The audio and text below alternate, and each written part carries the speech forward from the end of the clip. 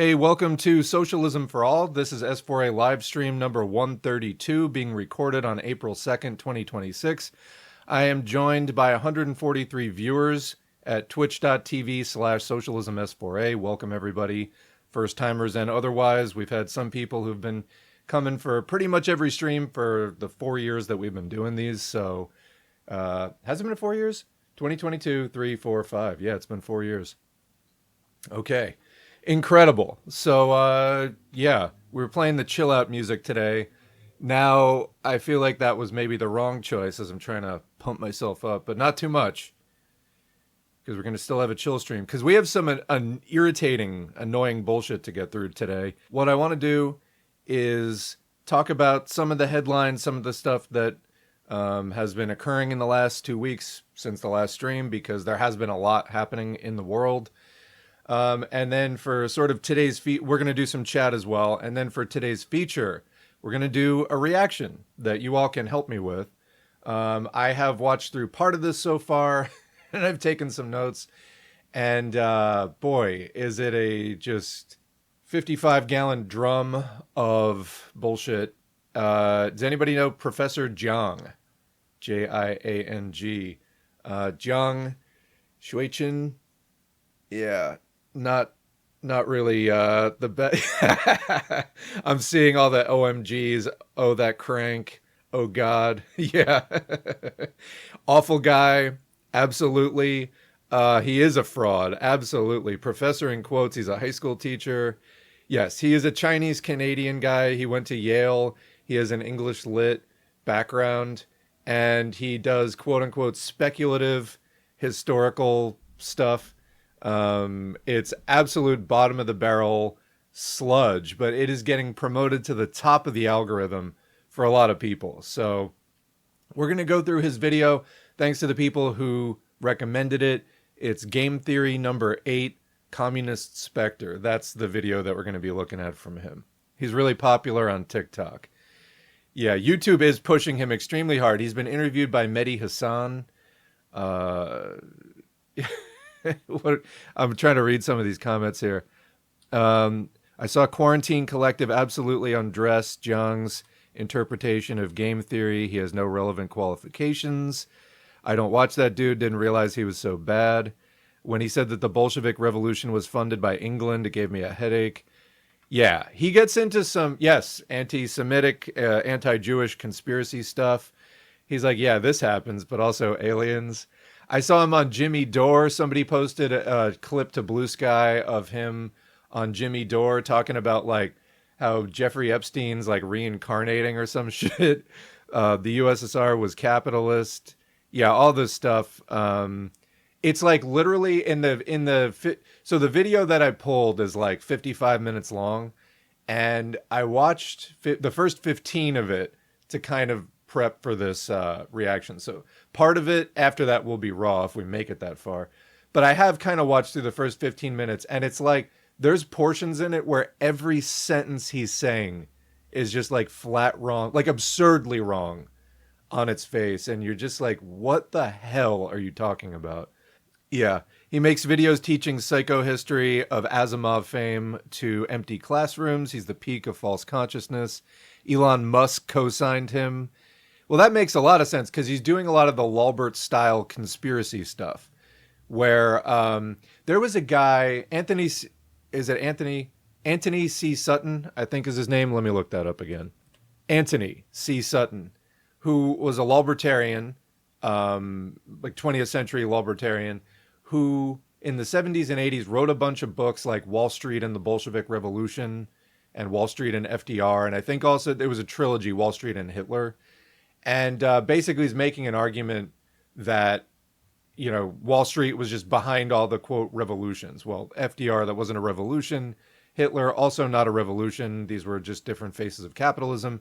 A lot of that had to do with, I may do videos on that. I have sat down before to start making notes on those books, and they're kind of hard to get into because he goes really, really heavily into the background details, and I don't know. I just found it difficult to make notes on what he was even saying. The argument was so convoluted. Anyway, maybe someday we will attempt the Sutton books. But yeah, it's this kind of stuff has been floating around the libertarian conspiracy world for a while. And yeah, it needs to be rejected. And as communism comes back to the fore, we will stamp that stuff down because it is a bunch of complete garbage. Why do liberals like this guy so much? Because it's just mystification, it's confusion. And it says that capitalism is basically fine. Have I seen Ted Rall on communism? No. That was super cringe, and he calls himself a Marxist. No, I never heard of Ted Rall. Wasn't he on Breaking Points? Wouldn't be surprised at all. Bolsheviks were funded by Wall Street, my brother in Christ, yeah. He beat his kid in public? Is that true? I want to look that up. Professor Jiang's insane poolside child-bashing geostrategy? What? He bashed his 4-year-old son in front of everyone at a public pool in Canada. Or whatever, this is taking forever to load. I'm just going to turn it off. But, yeah, that's bad. Liberals will consume anything that isn't dialectical materialism. Yeah. He was talking about Jesuits and the Illuminati. Yeah, it's that conspiracy cesspool. I remember it from the 2000s. I was looking for something more than liberalism at that time. And that was like all I could really find online. There really wasn't much communist presence on the internet that I could see anywhere. And, you know, these are people who are weighing in on current events. I got sucked down that rabbit hole for a while. I tried to maintain critical distance from it while getting out of it what I could. And eventually, I was super glad that Occupy came along because, you know, 2011, 2012, that period, because I was just so sick of listening to libertarians in like any capacity whatsoever. And the Tea Party was kind of the big libertarian moment too. And it did not really go that well for them. So anyway, yeah, but Jesuits, Illuminati, the what's the other Sabbateans, like trot out every old, you know, discredited theory. By the way, we have a video on the channel. I think it's called "How to Defeat the Illuminati." It's an audiobook of I don't know if it's explicitly communist or what, but it is more of like a far left communist type criticism of you know, those kinds of conspiracy ideas that. In other words, there are intrigues and conspiracies that occur throughout capitalism, but it's not the main driving engine of history. So class struggle is the main driving engine of history. That's how we really interpret things.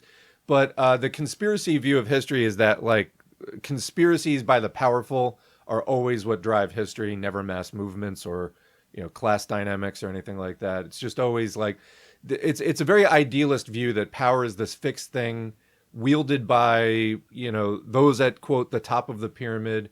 And like, it's just this fixed idea that these people have had power forever. And every change in society that you see is really just some machination of whatever you call it, the Illuminati, you know, whoever they claim is at the, quote, top of the pyramid. So this is basically a very un-Marxist view. Although Marxism recognizes that there have been different phases of class society. Socialism is really the first one that attempts to break out of it and lead toward the end of class society, you know, getting away from class contradictions and a system of exploitation and oppression. Anyway, yeah, it's bottom of the barrel stuff, as you will see when we start watching the video. Another dipshit Canadian academic, we have Steven Pinker in the Epstein files, by the way. Jordan Peterson, who is, he's, I think, in a permanent beef coma at this point. We really produce some great fucking idiots. Great comedians, though, sometimes come out of Canada. So you've at least got that. Wasn't he on Tucker Carlson? I think he's making the rounds. Yeah, he is absolutely a quack. Lots of juice emojis in his comment section. Always worried me when I was seeing his vids last year. What's a juice emoji? I don't know what that is. I hope Jiang talks about Vladimir Lenin as a German Jewish agent without explanation. He does a lot of stuff without explanation. He's like, and so Karl Marx was able to live like a really comfortable life, right? Okay. No? What are you talking about? Do you know anything about the topic that you're talking about? It's wild. Anyway, is he a LaRoucheite? He's even more incoherent than LaRouche. LaRouche's conspiracy stuff tends to revolve around British Empire and be, compared to this stuff, more fact-based, more factually oriented. And that is not a compliment to LaRoucheism. That is really just putting whatever Jiang is spewing, you know, in the proper context. It is shit tier stuff. I'm trying to be polite. It is shit tier. Just the sludge left over after all the conspiracy slop gets consumed. He came over and just basically scraped it all up and was like, I think I can make a YouTube channel out of this. And it's 2026. I mean, just the class consciousness has moved on at this point. It's more developed. But hey, not at the Jimmy Dore show, for example, where I saw him, or Breaking Points, or Tucker Carlson, or wherever else the kind of contrarian, I'm thinking it's young boomer, later Gen X kind of people are still consuming this stuff. Like, they're so full of anti-communism that they can't really consider capitalism as a system. And so they're still consuming this contrarian garbage that protects their view that we just really have to reform capitalism somehow. Canada's actual left might be worse than the US's. Well, I'll stay out of that one. I don't know. Jiang is definitely getting some signal boosting from somewhere. I love for how 1 second after you brought him up, I was like, who on earth is Professor John? Jiang, Jiang. And then they allow him to fucking teach in Beijing high schools, is what I was reading. He was involved, according to his wiki page. Why don't we just get into this? Why don't we just start? I was going to start with other stuff. Why don't we just get into this? So let's look at his wiki real quick.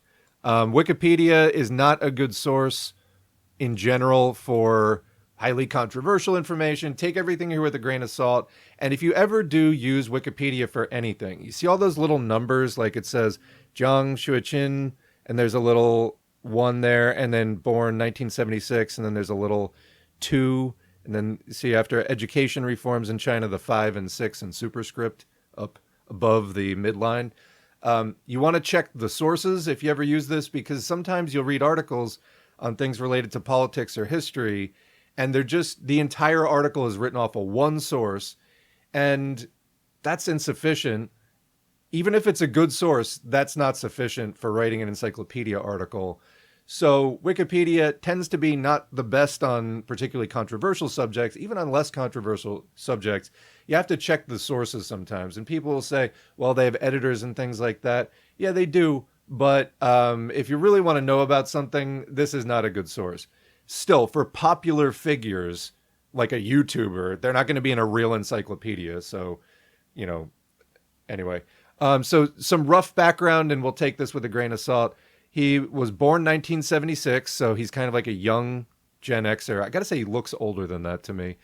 He is a Chinese-Canadian educator and commentator. In the 2000s, he was involved in education reforms in China. Tells you something about where China's headed.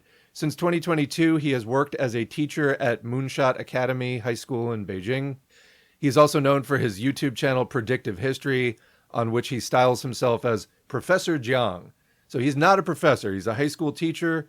And to my understanding, he has never taught at the college level or higher, but he does kind of pass himself off that way. Now, I have in some of these live streams called myself Professor S, but that's really more to pass myself off as a mutant than as a professor. But yeah, don't do that. This is a guy who's definitely like twisting his academic credentials to give the veneer of legitimacy and authority to what he's saying. As you will see, it is absolute just stinking waste. Anyway, he was born in Guangdong. His father was a high school teacher in China. At the end of the Cultural Revolution, when he was 6, his family immigrated to Canada, where they settled in Toronto. His father became a short-order cook. His mother a seamstress. He said he had a poor childhood, including having to wear hand-me-down clothes. He said he was awarded a scholarship, attended Yale College after being rejected by MIT, Princeton, and Harvard, and he obtained a BA in English Literature from Yale in 1999. He holds Canadian citizenship. So nothing to do with political science or anything like that. It's English Lit. That's his background. Although he also says, he said in the Mehdi Hassan interview that he had more of like a math and physics background prior to that, I guess in high school. So he uses an interdisciplinary approach or multidisciplinary approach that some people find confusing. No, I think it's more that what you're saying is like incoherent nonsense, which is easily disproved. Just the facts of what you're saying are easily disproved. Anyway, it says in 1998, while still an undergraduate at Yale, he worked his first teaching job, which was a 6-month stint at the affiliated high school of Peking University in Beijing. After graduation, he fell into deep frustration, and this part I think is key, when he failed to publish his own book or get articles published in magazines. Quote, "I felt lost, angry, and bewildered by the world. I jumped from one job to another, never settled down, and eventually fell into severe depression when I was almost 30. And then while suffering from that depression, which continued for the next 5 years, in 2000, he moved to Beijing, where he worked small stints as a freelance journalist. He wrote for publications such as the American Christian Science Monitor and the Hong Kong-based Far Eastern Economic Review. And then he instituted educational reforms at Shenzhen Middle School in 2002. And he was contracted in 2001 to conduct an undercover U.S.-funded PBS documentary about the labor movement in China. Well, I think now we're seeing why he is being signal boosted so much, because he works for the U.S. government in some capacity. Probably still would be my guess. While filming one such protest in Daqing, Jiang was arrested and detained for 2 days before he was deported from China. A friend claimed he was accused of making illegal video recordings and suspected of spying. No charges were filed. 2003, he was allowed by Chinese officials to return, where he decided to abandon freelance journalism and pursue public education instead. So that's basically what he's been doing. As it says at the bottom, the article goes on. I think we've gotten the overview here. He has held senior administrative and teaching positions at prominent Chinese secondary schools. But going back to that thing I thought was key before, he failed to publish his own book or get articles published in magazines. And let me tell you, if his work on YouTube is any indication, you will see very readily why he failed to write his own book or to get published in any kind of scholarly publication. Because it's shit. Because it's absolute fucking garbage. That's my personal opinion.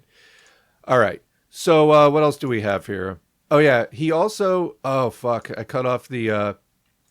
I cut off the first one. There's also here... he wrote about Chinese media censorship leading to tyranny for CNN. This is a CNN article. I unfortunately cut off the first screenshot accidentally. But yeah, he wrote this for CNN. "I can count myself lucky that when the Chinese secret police arrested me for reporting on worker strikes and branded me a spy, all they did was deport me. It was June 3rd, 2002, and I was filming a worker protest undercover for PBS.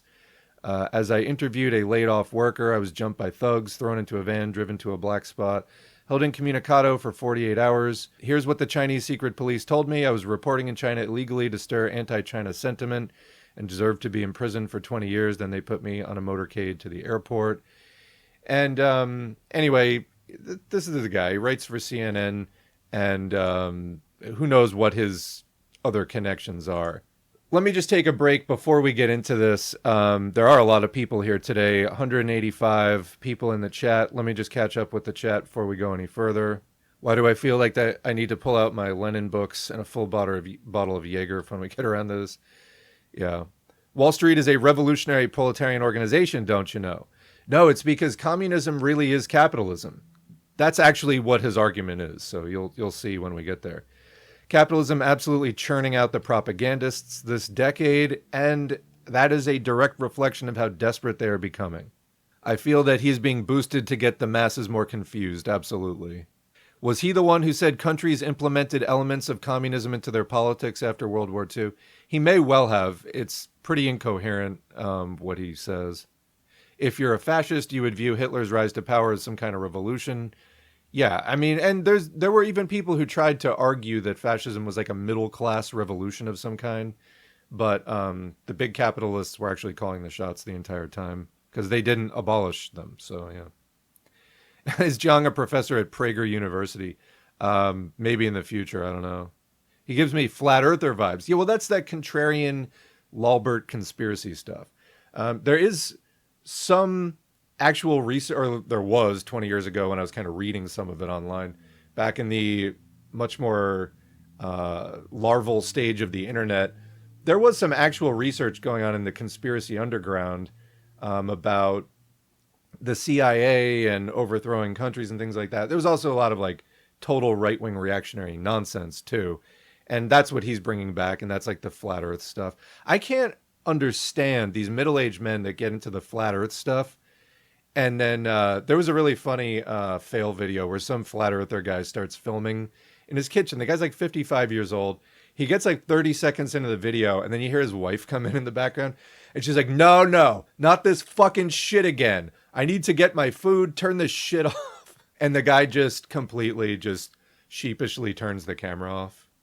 It's a big mainstay meme in conspiracy circles. The idea that every movement is astrology turned by the elite just impresses upon the people that resistance is futile. Yeah, that resistance is futile, and that all resistance really is just manipulated to serve power in some way. Obviously, they try to do that. They don't always succeed, and there is organic, real resistance as well. And the people I personally know who buy into that stuff, they are lost. I do know somebody that is interested in astrology and things like that, and they listen to this kind of stuff, and they're totally confused, despite having, I think, having enough education to know better. They're really lost. And I remember when I was back in the day trying to figure this stuff out, I was pretty lost too. A lot of why I do what I do now is because this is how I feel I got unlost, and I'm trying to help other people, gain some kind of command over, understanding what's happening. I think it's, much more reliable than astrology for sure. I remember Jiang talking about white genocide at some point. His off-the-dome speculation excuse is not convincing. Yeah, he throws that out in the video, too. He says, like, 8 or 9 minutes into this video, maybe sooner, but within the first 10 minutes, he says, okay, and this is just my speculation, okay? No, that isn't okay. I mean, you're supposed to be... You went to Yale. You are involved in teaching high schoolers. You should be doing better than just, this is a bunch of bullshit I made up, okay? No, then just market it as entertainment and not serious political predictions, Is it just me, or does it seem Marxism has started to have a resurgence? Absolutely. I didn't see anything like this 20 years ago or even 10 years ago. There's a lot of Marxism happening these days. Yeah, Jiang thinks that communism is a capitalist op. Basically, he thinks that capitalism is always pulling the strings behind communism. It's ridiculous. Yeah, that's why, and his reasoning is tortured for saying that. But yeah, that's why the Soviet Union basically took all of those natural resources and labor off of the capitalist market, because that's just what the capitalists wanted. It's like, if you know anything about this, it makes absolutely no sense. But that's how bad it is, how much people do not understand the history of socialism, communism in the United States and Canada, his like core audience. And again, we were doing some criticism of China a couple of weeks ago in the last stream. The fact that they're letting this guy teach, not a great sign. Jiang even made a video about beating his kid in public, equated to being asked to wait for he equated being asked to wait for police to being put in a concentration camp. So this is anti-communism exactly. I mean, I'm sure that the community that his parents as immigrants from China was a part of in that area was probably rabidly anti-communist. You need to see the Breaking Points clip. The end of the interview, he starts talking about the Illuminati unironically, and Sagar sits there and just says, oh, wow, it's so embarrassing. Well, Sagar is fucking embarrassing. This live stream should be called Anti-Jiang Part 1. I hope there's not a Part 2. There wasn't really much substance to the video. I can't imagine there being a Part 2. Where do I get most of my news all over the place? There's not really one source. Aren't the Tea Party basically the precursor to MAGA? Yes, absolutely. And the Tea Party was made as the Republican Party response to the 2008 global financial crisis, and they drew heavily from the ultra-patriot and conspiracy underground of the 2000s and 90s. That's where the Tea Party came from. However, they dumbed it down significantly, and then it further evolved into the birther thing, which Trump was the head of, and then Trump, of course, that became MAGA. But that's where that came from. Okay, this is a weirdly phrased question. S4A, as you get more into principled Marxist stuff, do you still rock with stuff like the 9/11 conspiracies? So I do not believe that 9/11 happened the way that the government said that it did. Yes, I think that was some kind of inside job. I think that the physical evidence implies that very clearly, that that could not have been an outside job purely. There's too much about the physical evidence and other things around 9/11 for that to be the case. Why would that have been, by the way? Because that's how they started the entire global war on terror, which was a transformational event for U.S. and other advanced capitalist societies. It ushered in the surveillance state, which technologically was ready to go because of advanced computing technology becoming more available at that time and broadband internet, early 2000s. They needed an excuse to phase all that stuff in that the public would buy into. So they came up with the terrorism threat. Also, this ties in, we're looking at Israel and the U.S. attacking Iran now. This is all about plans to reshape the Middle East, and they use terrorism as an excuse to do basically anything in the 2000s. Also, tons of Islamophobia. People think it's bad now. Go back and watch some Fox News from 2004. It was like Muslim hate up and down, top to bottom, 24/7, and really, really extreme stuff. People forget, I think, how extreme the 2000s were under Bush and Cheney. And 9/11, Bush was flailing until 9/11. He was in office for almost a year at that point. Everybody's like, wow, we have a really stupid president. There was a recession. He was out on his ranch in Texas clearing brush most of the time, taking golf vacations. Relatively uneventful, first 8 or 9 months of the Bush presidency. Then 9/11 happens. This entire thing kicks in, and a just absolute transformation of U.S. society under Bush and Cheney from then on.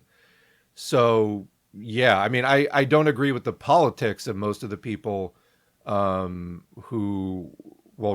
of the politics of most of the people in the U.S., but especially the more libertarians that kind of took over, were the most dominant voice in the 9/11 truth world.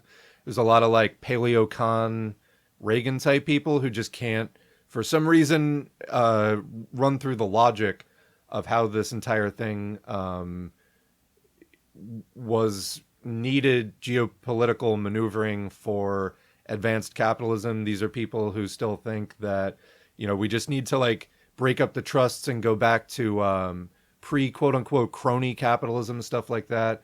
Can't turn back the wheel of history. Read the fucking Communist Manifesto. This was written in 1840s, for God's sake. Like, read it.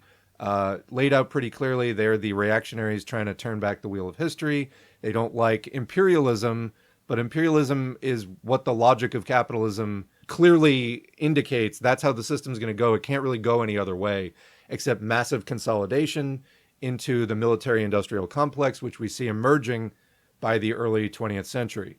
And then, of course, now into the 21st century, it's taking on this kind of panopticon, high-tech surveillance state. Again, 9/11 was like the christening event that got the public completely, it was like if you opposed anything that was being done, it was, oh, you're with the terrorists. Bush went out there and said, you're either with us or you're with the terrorists. People may not remember this, but that is the kind of climate that created. People were really freaked out about terrorism because of the 9/11 attacks. However, the 9/11 attacks, very, very suspicious event, getting into the details of that. So, yeah, I mean, I've not seen any reason to start believing the government account of 9/11 at this point.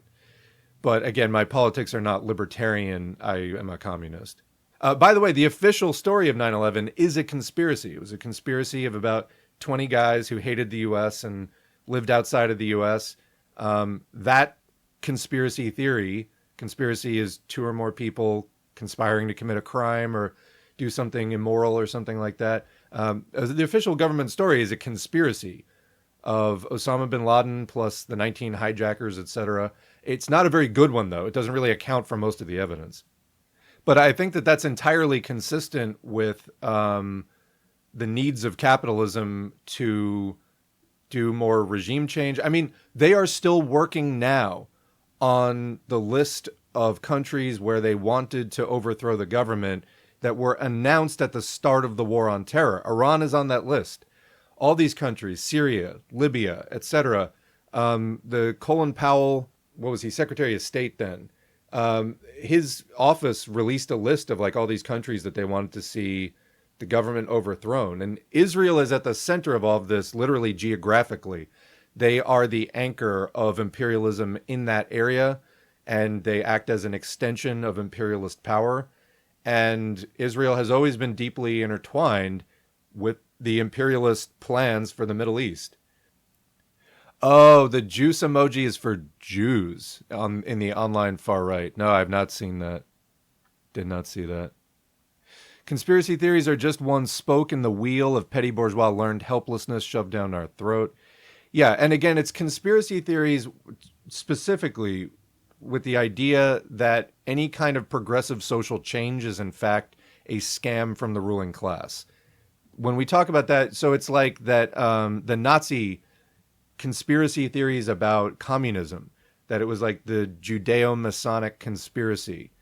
That's what we're talking about. Not that capitalists do covert actions like that could be viewed or that sometimes get discussed under the heading of, quote, conspiracy. They do covert military operations and they lie to people. They do false flags. They do attacks that are blamed on people that didn't actually do them. Okay, that's a false flag. That is different from having a theory of history and social change, that all social change is actually just a conspiracy by some elite group or secret society or something like that. And yeah, that kind of thinking tells you that mass movements cannot change society. That's the distinction. I hate it when people use their academic status in an unrelated field to somehow portray themselves as experts on a given matter. Always doctor this, professor that, and it'll be a doctor of kinesiology talking about political economy. If they are a professor, then they don't have to actually read any theory. Only doctor I trust is Dr. Pepper. It's a good start. Critical support to the Chinese government for deporting this guy. PBS, a truly neutral organization, yeah. Quote, America saved me from China's unchecked political power. Very credible. The Illuminati doesn't want him to tell us the truth about the Wall Street Bolsheviks. I think that sums it up right there. So we're going against we're speaking truth to power today. We're going against the conspiracy. We're breaking the Illuminati's control. Stand with me, comrades. Actually, we're secretly working for them. Socialist dissidents in China are always so interesting. While it's mainly liberal, there are Chinese dissidents making moves who take up an anti-revisionist position, but it's hard to get info on them for obvious reasons.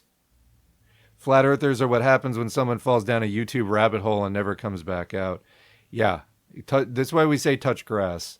John calling himself a professor is like wanting to eat those little pucks in bathroom urinals because they're called cakes. I live on Upper Earth, neither middle nor inner Earth. Do y'all know that the Earth is hollow, by the way? I'm not supposed to tell you that, but expect the stream to get shut down. Fascism was in part a middle-class struggle here in Italy, but it never became a middle-class revolution because it subdued itself to imperialist capital despite keeping a decentralized form of capitalism within the country. Yeah, and we read in Fascism and Social Revolution by Dutt, which is an audiobook on the channel, about how fascist quote-unquote theory was always incoherent, self-contradictory, and the fascist political reality never really followed through on its promises. I mean, to like working people. It just gave power to capital. Behind every middle-aged conspiracy theorist is a wife solely responsible for getting him to eat vegetables.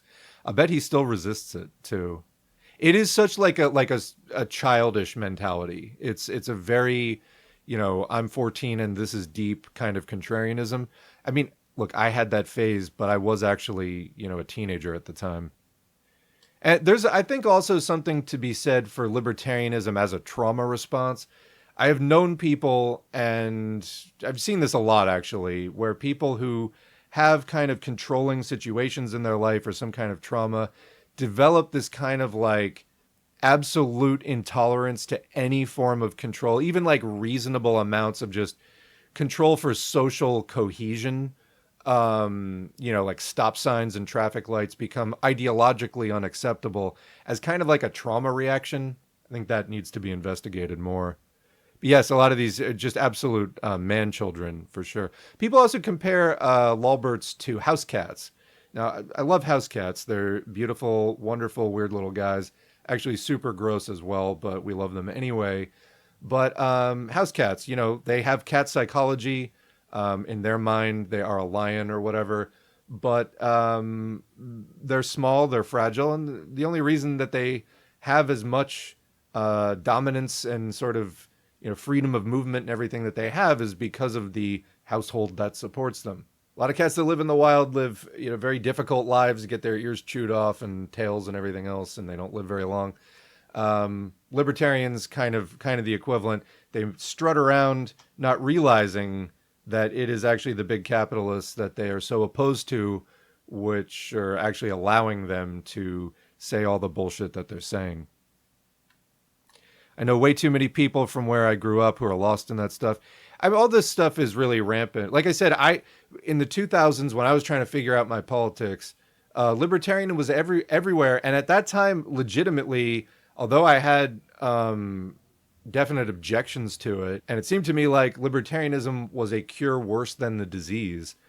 It was like the only conversations, their conversations in some ways were getting to more of the substance in geopolitics than were the liberal liberal in the sense of like left liberal Democratic Party conversations, who were talking about absolute fluff. They were not really talking about anything in terms of what's going on with the war on terror. Why is the war on terror happening? What's happening next? Global financial crisis. Actually, it was after 2008 that the left wing started reemerging more. Like I said, a few years later, you had Occupy. That was such a breath of fresh air for me because I was like, oh, finally, a movement I can get involved with that isn't this fucking libertarian crap, because I stretched my involvement in that as far as it could possibly go, and I was starting to get really disgusted with it, and I was just backing off of it for a couple of years. Couldn't figure out a new direction. Occupy kind of exposed me to some stuff that I just didn't see in the conversation as much before. I think the point is that fascism appealed to the petty bourgeoisie by portraying the scapegoat as a subversive nationality with a mystical power that was somehow both the big corporations price gouging them and the communists, labor unions, syndicalists, quote unquote, threatening them with strikes and higher wages. Yeah, so the basic impetus of fascism is to transform class struggle into racial or national or religious, some kind of other infighting or struggle rather than class struggle. The middle class, small businesses, the position of the middle class or petty bourgeoisie, small business owners, small capitalists, depends contextually on, they can either swing to the big capitalists and support them, as they often do, thinking, well, someday I'll be rich like them, or that basically just that their interests are more similar to the big capitalists than to the workers. Some in the petty bourgeoisie, and I've talked about this in many different audiobooks and other videos, some in the petty bourgeoisie do see their position as being closer to that of a worker. But it really depends on what their consciousness is. The petty bourgeoisie, though, on their own, are not a historically significant class that is capable of really assuming power. The only classes significant enough in a historical sense to rule society are either the capitalist class, because of their ownership of industry, or their immense wealth, in other words, or the working class because of our immense numbers and proximity to the means of production. That middle class, small capitalist thing, they can side with one or the other, but they can't really be independent. Fascism kind of promoted the lie that they could, but really that was the real movement that was big capital hiding behind the mask of the little guy. And libertarianism is just par for the course with that. That's exactly what it is big capital trying to suck people with petty bourgeois, either actual class standing or just petty bourgeois consciousness, like workers who have false consciousness that they are more petty bourgeois, into supporting total deregulation and everything else, which is, of course, not really going to benefit them at all. So it's like the petty bourgeoisie, on the one hand, they resent the big capitalists' domination of the economy, and they resent that the big capitalists put people in their stratum out of business, and so they threaten their livelihood that way. But they also resent the workers whom they're trying to exploit to enrich themselves, the workers who are striking, because the workers just want socialism. They want to abolish, business in general, capitalism in general. So the petty bourgeoisie lack the numbers or the wealth to do anything independently as a class. They have to hitch their wagon to one class or the other, and they have differences with both of the classes. So anyway, so the conspiracy stuff comes in at that point as sort of an outlet for them to start fantasizing. They're locked in a very contradictory situation, and so they get wrapped up in all this kind of mystical nonsense because they don't want to accept socialism. They don't want to accept that capitalism is continuing to centralize industry and to consolidate and to socialize labor, and that the last step of that process is actually just socializing the means of production, because that's going to cut out small business, obviously. So, and their dreams of getting rich, becoming part of the big bourgeoisie. So they kind of just resent that capitalism is headed toward communism anyway. I mean, obviously it takes a revolution to cross the threshold, but that capitalism, and so they getting confused about that, they mistake the tendency of capitalism by its nature to consolidate and to socialize production for the capitalists wanting communism, because they don't understand that that's just the logic of the system. That's the nature of how capitalism progresses. The capitalists don't want that. They fight against proletarian revolution. Capitalism is a system mired in contradiction of the type we've just been describing, but they try to hang on to their dominance of society despite those contradictions. That's what people who say that just capitalists want communism don't understand. And, of course, not making the distinction of in communism, capitalism is abolished, the capitalist class is abolished, and those capitalists who, quote unquote, want communism lose everything. They lose their private property. Why would they want that? Obviously they don't. This whole thing is a distortion. It's nonsense. It just, anyway, you and I can see that. We're going to have to keep walking people through that until more and more people kind of, pick up on that. Anyway, next comment. Shout out for your Trans Visibility Day post. Yes, which was March 31st. As a trans girl, it means so much to see a fellow ML stand up for everyone's rights and acknowledge the oppression of vulnerable populations under capitalism.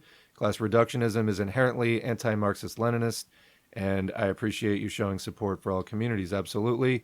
Trans people are targeted for genocide now. If you don't like what's happening in Gaza, same kind of thing being primed, and they're not going to stop there.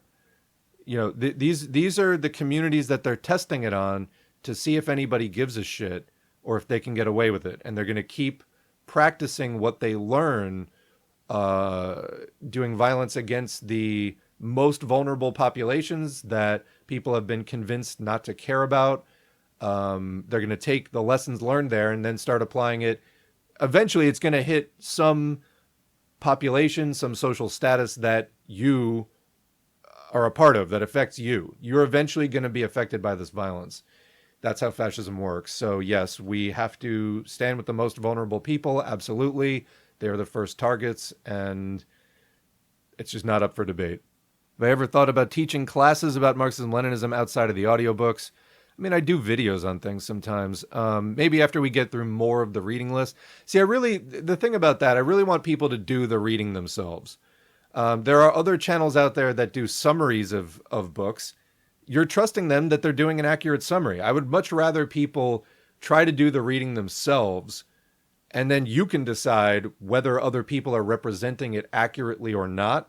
So I think after we do all the videos, the audiobooks in question on all the various topics, then I can start doing, more summaries of these, but then also point you to the readings that you really need to. Like, I've given you the overview.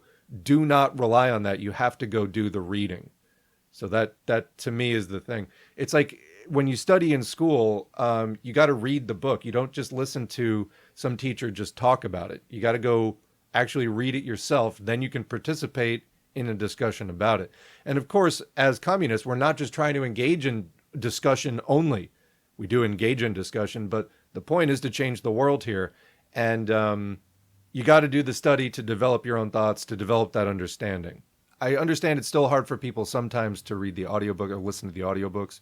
You got to do absolutely as much of that as you can. Make notes. Literally keep, pencil and paper there with you.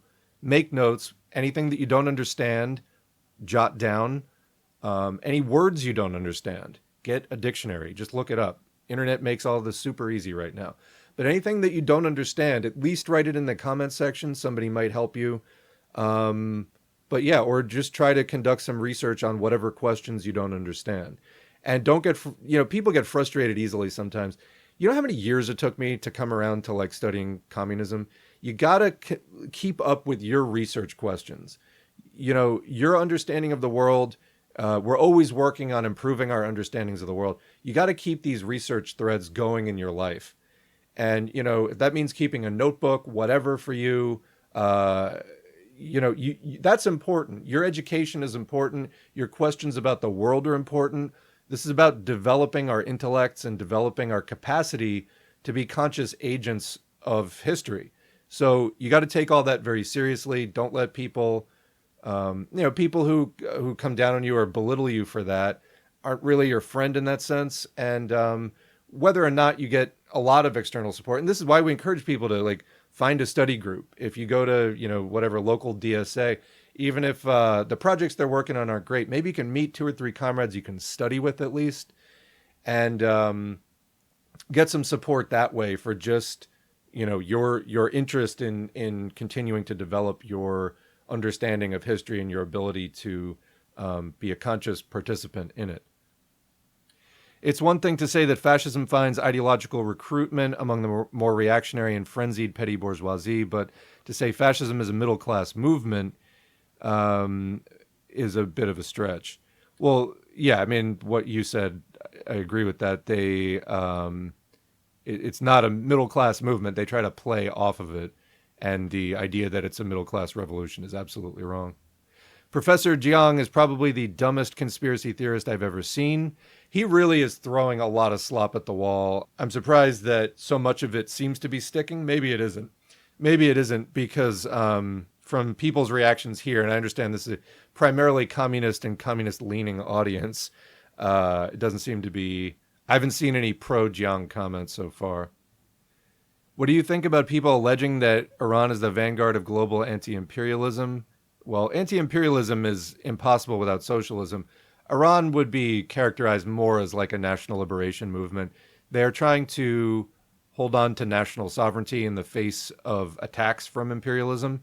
They are a regional power. They're not a major player in the global imperialist system. They have some influence as far as their geographical position in the world to affect the oil trade, oil shipments. They are not a major player in the imperialist system at all, but they're not socialist either. So, again, this would be more of the national... Look, the international communist movement has broken down. There isn't a socialist camp right now.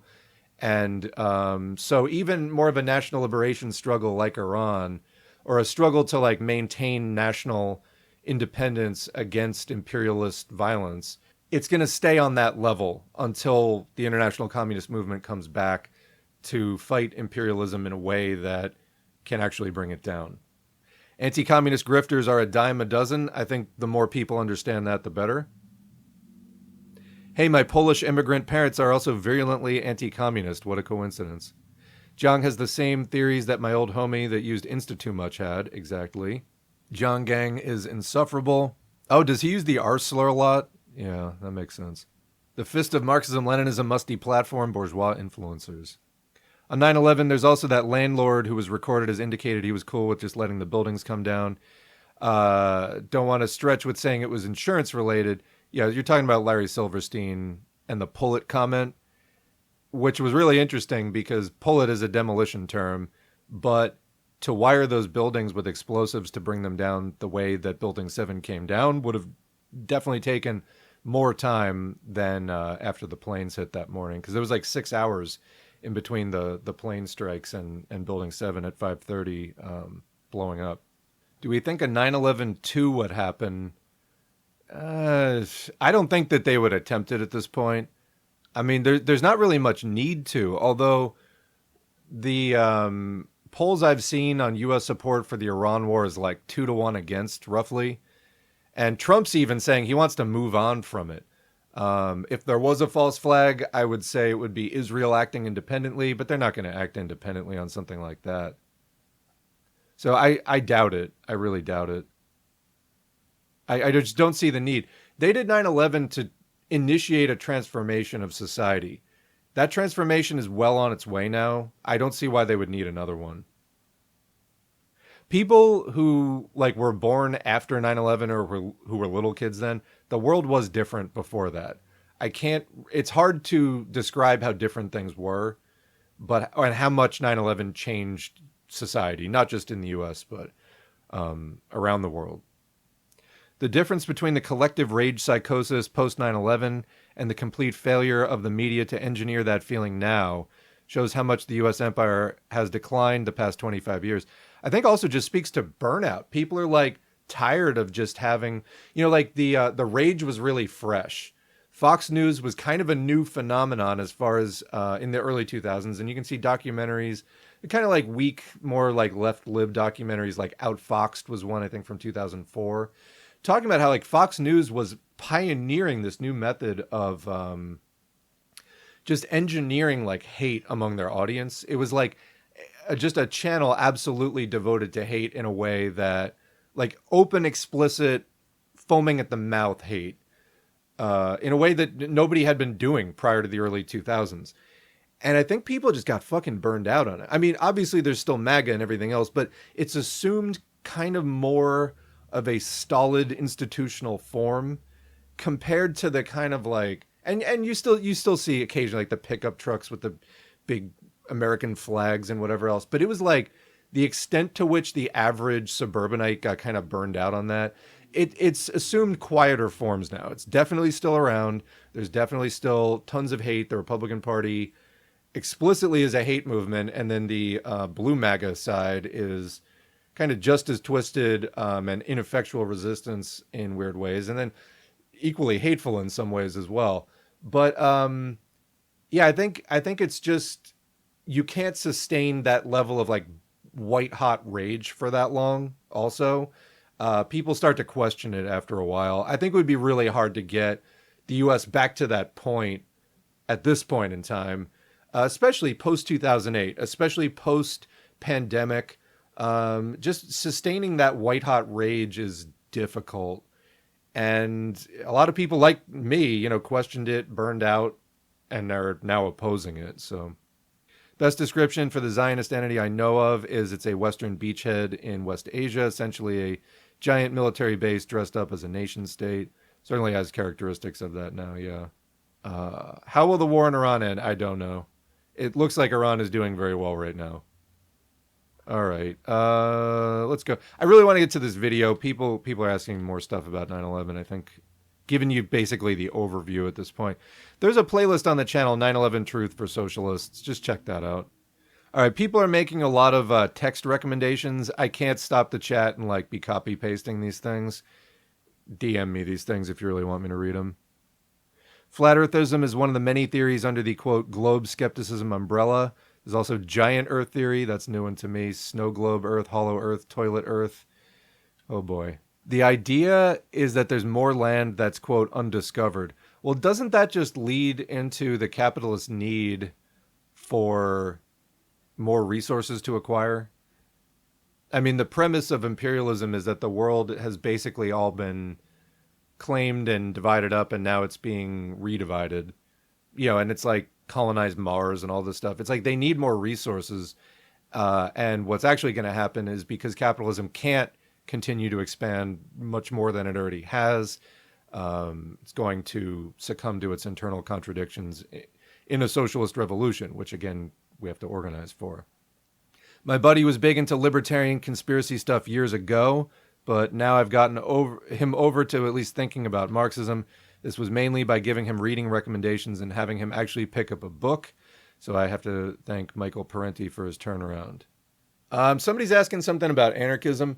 So one thing I plan to do out of the last stream, number 131, and the response to Anarch, and to this video, is I want to do some more of those responding to comments non-live stream videos, but basically doing like a live stream, responding to the chat, but responding to the YouTube comments. Because there are some comments that came out of this video and that Anarch video and 131 that I want to respond to in greater depth and do a video on. I mean, basically, I put so much time into moderating the comments and reading them and trying to reply to them.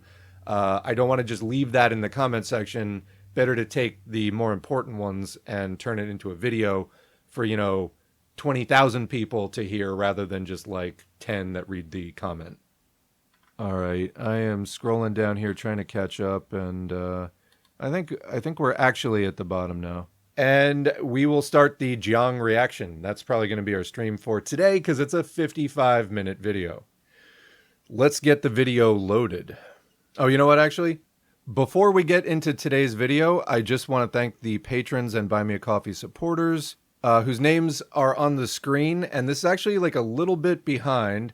So let me scroll over and thank a couple of people who have joined since I made this or updated this last graphic. I want to thank Sariana Saberwolf on Buy Me a Coffee at the $5 level.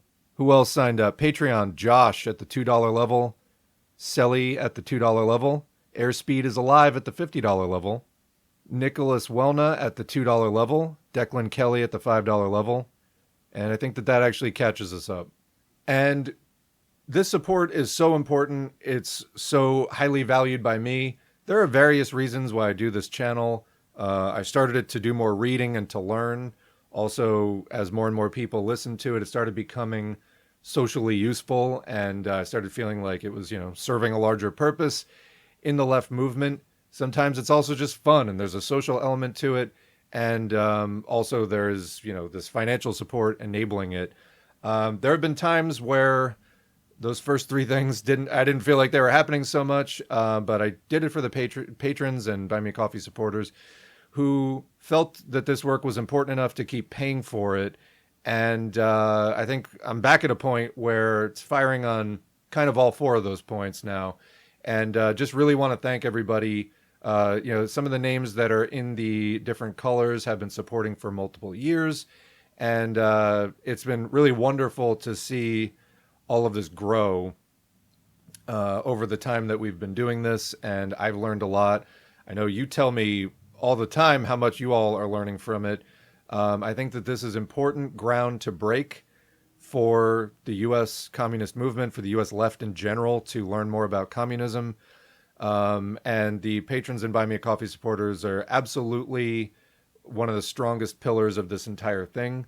So huge thanks to the patrons and Buy Me a Coffee supporters, whether, past or present. It's all helped at different times. So patreon.com/socialismforall or buymeacoffee.com/socialismforall if you want to get your name on the screen. Huge thanks to everybody who has been keeping this channel going through sort of thick and thin over the years. As, sometimes it's more pleasant to do the channel, sometimes it's less pleasant, but I know that you are there funding this thing, wanting to see more from it, and I take that very seriously. So thank you very much. Okay, I'm just kind of getting the video set right now. I did speed this up so that it would be a little bit easier for us to watch, because he talks kind of slowly and it is a long video, like I said. But yeah, let's go ahead and start this video. Again, the title of the original video is Game Theory Number 8, Communist Specter, by Professor in air quotes, Jiang Xueqin. Today we discuss communism, Marxism, where we'll discuss what it is, where did it come from, and why did it succeed. Now, the 20th century had the Cold War, and so that was an ideological struggle between capitalism and communism. And for the longest time, we believed that capitalism and communism were polar opposites, a dialectic, okay? A black and white. But if that is the case, then how do we explain China? What do you mean, how do we explain China? Now, he's going to get into what he means by that, but he's louder than you, but it's fine. All right, let me, I'll turn him down slightly. Okay. I don't want him louder than me. Who wants that? Yeah, and that is another. Today we're going to talk about Marxism and where it comes from. Then he starts talking about the Cold War. Good old idealist dialectics. Dialectic is when polar opposite. Yeah, so already he is giving a very misleading concept of what we're even talking about here with thesis, antithesis, and synthesis. What's up with his handwriting? I think the handwriting is the least of it, to be quite honest. But already we're off to a really shaky start with the dialectic. However, I'm going to pass over that because, first of all, this came from 100 years before the Cold War started. Came directly out of the contradictions of capitalism itself, but, don't let a small detail, minor detail like that bother you. I believe he ends up saying here that capitalism and communism are enemies of socialism. Yeah, that's exactly. Didn't this grifter go on Jimmy Dore? He sure did. I don't watch Jimmy Dore, but somebody shared a clip that I saw. Let's keep playing. I can see everybody's already enjoying this. And I have this on 1.5 speed, at least for like the first half of it. Then we'll decide if we want to keep watching it at regular speed. Because for the longest time, China was a communist country, and then in the 1980s, it started to reform, and now China is very much a capitalist country. Okay, whoa. I think there's a lot of people who would dispute that. I know because like probably half of the audience would dispute that comment. I can see like steam coming out of some ears already. Even I wouldn't say that it's fully, I mean, it's not like the US of just full neoliberalism. There are some vestiges of socialism hanging on in that country. However, they opened the door to a capitalist overhaul of the country in the late 70s, early 80s, joined the WTO in 2001. And, but he just sums it up as like, China's a capitalist country now. But you're actually, before we say anything else, it gets even better. Let's continue. In fact, if you think about it, this transition has been seamless. Okay, what? So, you know what? Like I said, you all are gonna help. I'm gonna give the chat a moment, and we can go out of slow mode here. I want to let the chat lead on this one. Yeah, seamless. The fuck. So no, actually, there was a lot of struggle against Dungism. Seamless equals more worker exploitation. Yes, his family left China when he was 6 and moved to Canada. My glorious, my glorious seamless Deng Xiaoping. I am losing brain cells. Seamless is when you forcibly break up communes. China's a communist country, which makes it a capitalist country because capitalism is communist, which makes it capitalist. He has no clue what dialectics are, has not read Hegel. Okay, this is a fun video. Let's continue. There hasn't been much conflict because of this transition. And this is not true historically, where transitions have been very violent. Okay, so think of the transition from feudalism to capitalism. Okay, that was a very violent process. Actually, the funny thing here is he's going to hand wave that later. Like, okay, there was feudalism, then there was capitalism, and capitalism needed a lot of workers, so it like made a lot of workers. Oh, interesting. So you're saying that wasn't a violent process of dispossessing peasants? Basically, how did they get all the workers that the capitalists needed to go work in these horrendous conditions in the factories? I mean, not that like working on a farm is great conditions, but it's better than working like a windowless factory, like 12 hours, 16 hours, 18 hours in the dark. Like read Capital. Have you read Capital? Marx describes the conditions pretty well as the process of how the peasants were kicked off the land, making them unable to provide a living for themselves. And that's how they became proletarians, because proletarians have nothing but labor power to sell in a world that is entirely, it's a social order that is entirely based on the exchange of commodities. The only commodity that proletarians have is labor power. Well, so that was actually a very violent process. It's described in volume 1 of Capital. Dungists are in shambles from this one. They will not recover. Dialectics resolve seamlessly, as we all know. The decollectivization of the communes were, quote, seamless. The transition was as seamless as Elon Musk's hair transplant. Primitive accumulation was actually so fun, you guys, for real. Reading anti-Düring right now, and people still make arguments just like Düring. These motherfuckers simplify history to the point of complete and utter distortion, have no material analysis, and gloss over very important events and conditions. This is precisely because they operate in an idealist framework that thinks of communism as an idea in a marketplace that just does stuff on its own. The LARP never stops. All right, let's continue. Think of a process from Catholic Europe into Protestant Europe. That was also a very violent process. But in China, communism transitioned into capitalism pretty easily. Is anybody who knows about Chinese history able to weigh in on the transition from Maoist China to Dengist China? Quickly and extremely successfully. Okay? And in fact, you could say that today, China is very much a capitalist country with some communist elements, but it's very much capitalistic. So the question then is, if these two ideologies, capitalism and communism, are such polar opposites, if it's a dialectic, then how does this happen in China? And what I want to show you today is that actually this is a false dialectic, okay? Meaning that communism and capitalism are actually more similar than they are different. And that's where this is going to really go off the rails. Anti-Jiang is the original content nuke. The fact that both liberals and conservatives are parading this guy around shows that they fundamentally adhere to the same idiotic, shallow understanding of history. Bro is just saying shit. Famously seamless transition. Nobody ever talks about it ever. Capitalism equals communism. Truth nuke. Japanese imperialism and the Chinese Revolution was a fucking walk in the park, I guess.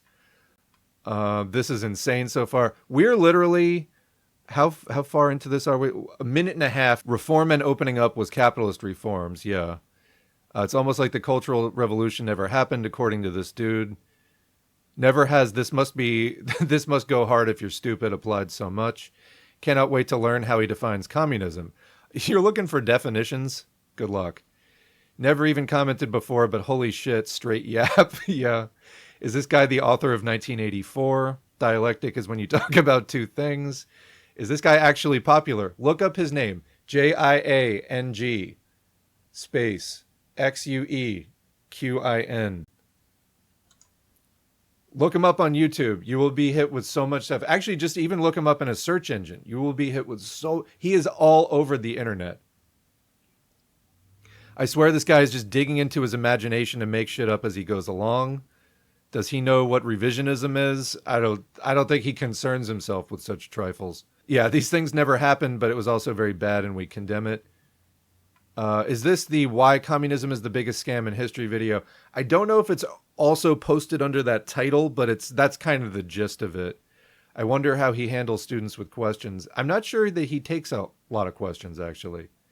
War is peace, communism is capitalism. He reminds me of the Ancient Aliens guy. We should be highly suspicious of anyone who's dogmatic about not reading leftist theory. Yeah. Even with my limited study of Chinese history, I know it certainly wasn't a seamless transition. Imagine being in the room when it was being recorded. Without Marx, everything sounds like baby talk. They both start with C and are therefore the same. Is a more studied position than whatever he's saying. This guy would have loved Trotsky. I've seen so many quote-unquote serious people recommend this guy. It's the absolute state of bourgeois commentary. And this is why they're going to lose, folks. Like, keep that in mind. This is why we say study, because how laughable this comes off to us. Someday in the near future, it's going to come off as this laughable to everyone else too. That's the point where we have a shot at taking power. This is the kind of crap that Duganites live and bleed for. Yeah, study diligently. I don't think he thinks very much at all. That's the problem. Does anyone actually take his classes, or is he talking to his imaginary friends? Capitalism is when the government does things. All right, let's continue. In fact, what I will show you is that in many ways, communism is a creation of capitalism. No. I mean, communism is see, now I'm mixing them up. Communism is a creation of the contradictions within capitalism, you could say, or a response to the contradictions. In other words, capitalism creates this gigantic working class which has no interest in private property around which the system is based. Then, obviously, at some point, that other huge class of people that wants to see the system taken down is going to organize to accomplish that. So, I mean, that's the extent, though, to which we would consider it a sort of creation of the system. It's not. It's something that arises from the contradictions inherent to capitalism.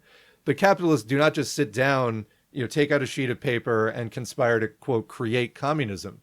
That would be complete. And if you understood anything about their interest in private property, which communism destroys, then you would understand that immediately, and you would not listen to another word this guy says, because it'd be complete nonsense, and you would see why that's complete nonsense. There's nothing for capitalists in communism. Why do you think they spent billions of dollars on propaganda against communism in the advanced capitalist countries, and even not in the advanced capitalist countries then, put that propaganda all over the world.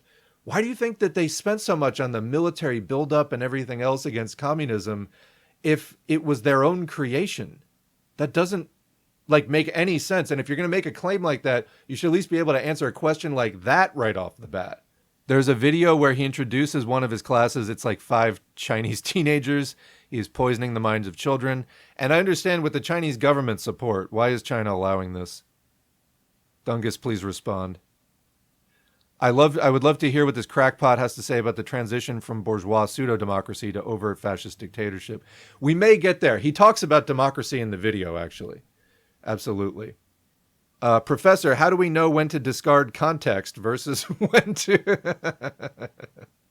How do we know when to discard context versus when to invent our own history? Gulag for Jiang. We're not even a minute or two in. I think in one of his videos, he has someone ask him if he's brainwashing them with his lectures, and his response was roughly, well, school is indoctrination, so you tell me.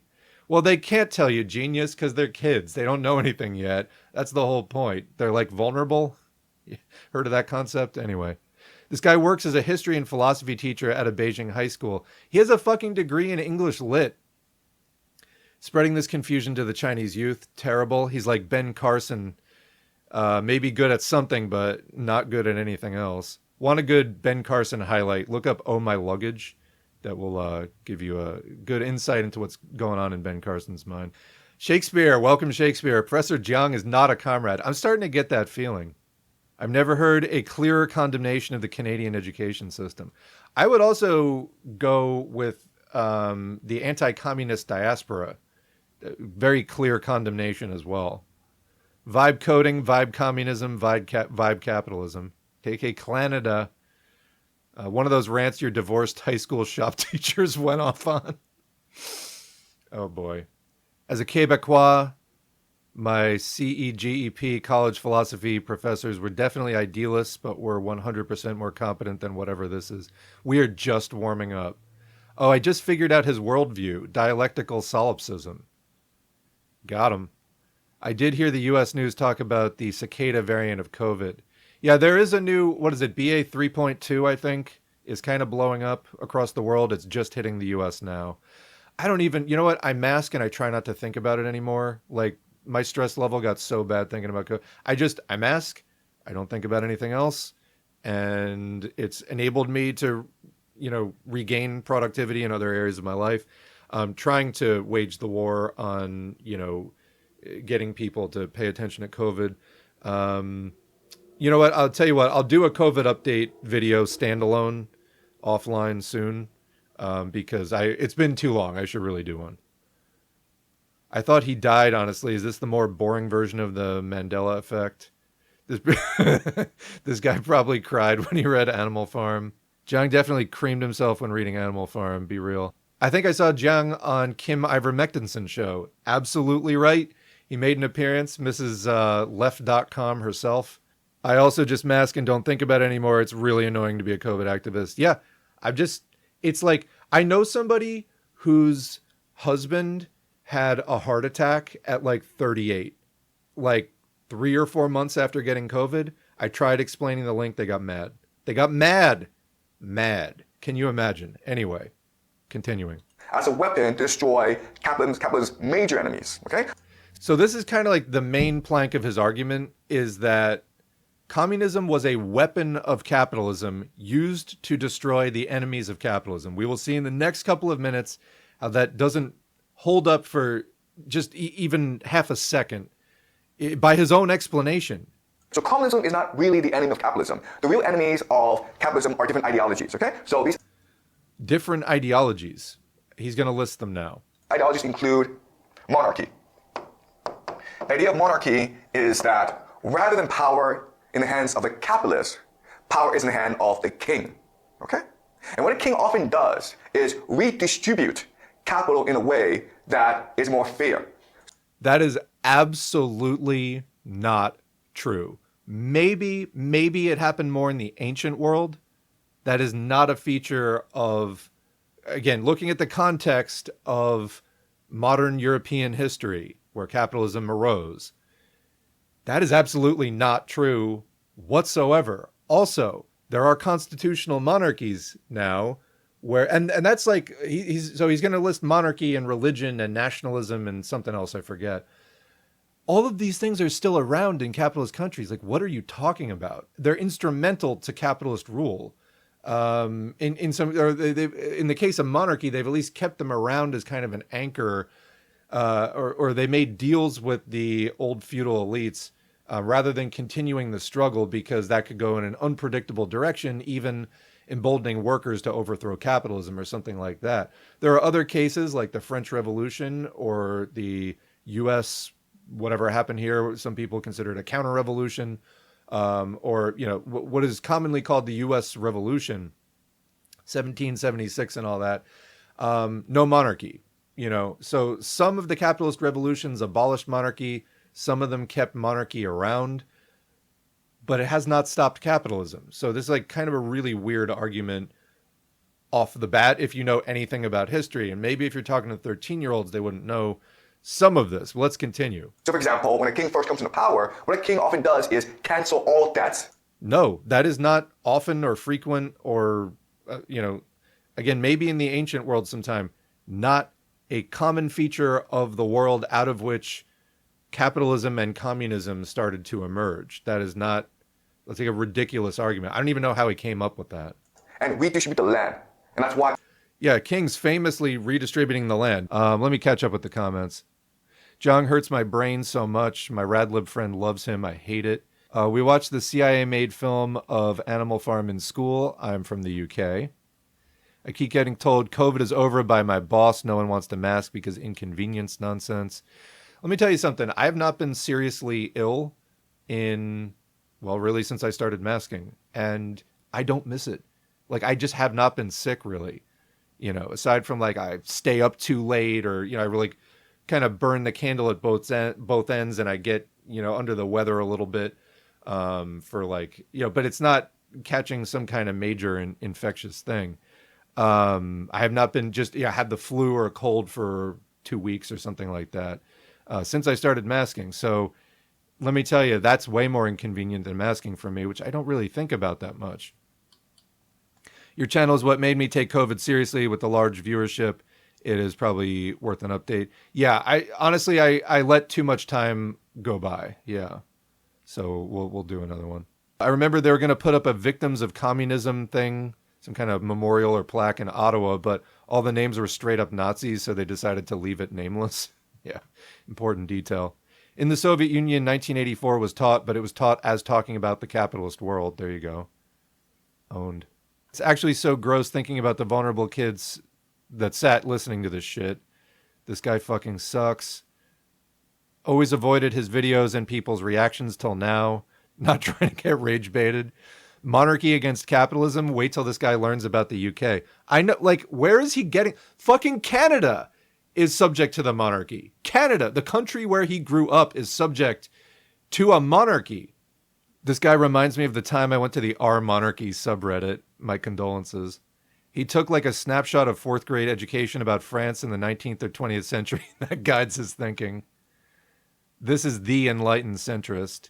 It's the dungest method. Use capitalist systems and mechanisms to destroy capitalism.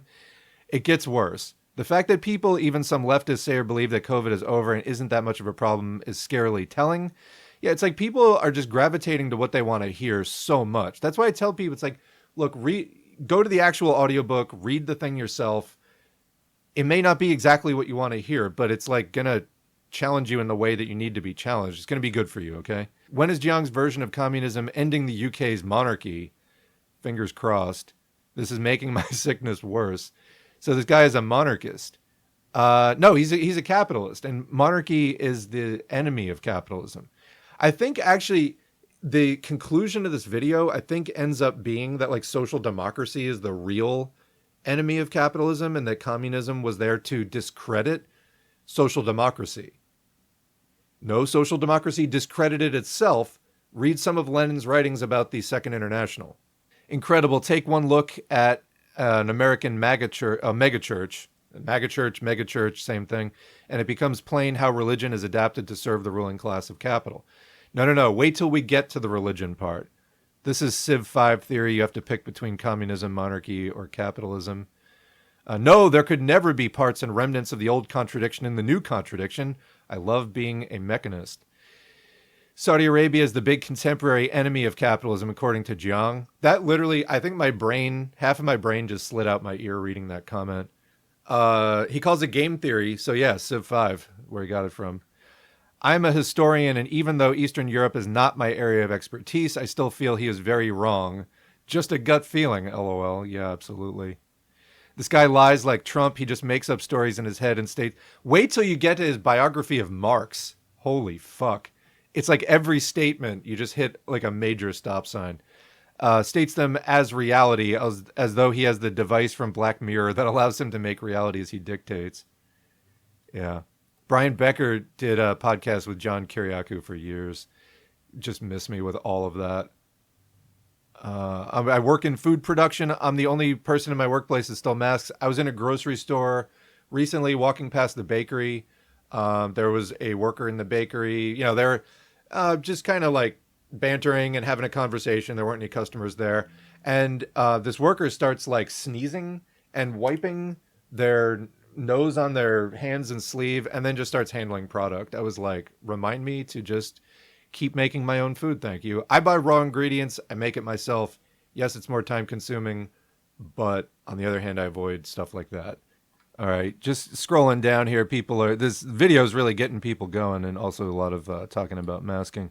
His analysis is based on Canadian primary social studies education and most importantly, vibes. Yeah, because he was an English lit major in college. And so he doesn't, like, his high school is where that stops for him. I'm looking at the former head of the history department at the University of Haifa in Israel. Yeah. Yes, and making your own food will save you a ton of money as well. All right, let us continue. He's so popular, okay? So capitalists are afraid of kings. They don't like kings. What? Just, that's not why. It's because they wanted to they were the money power.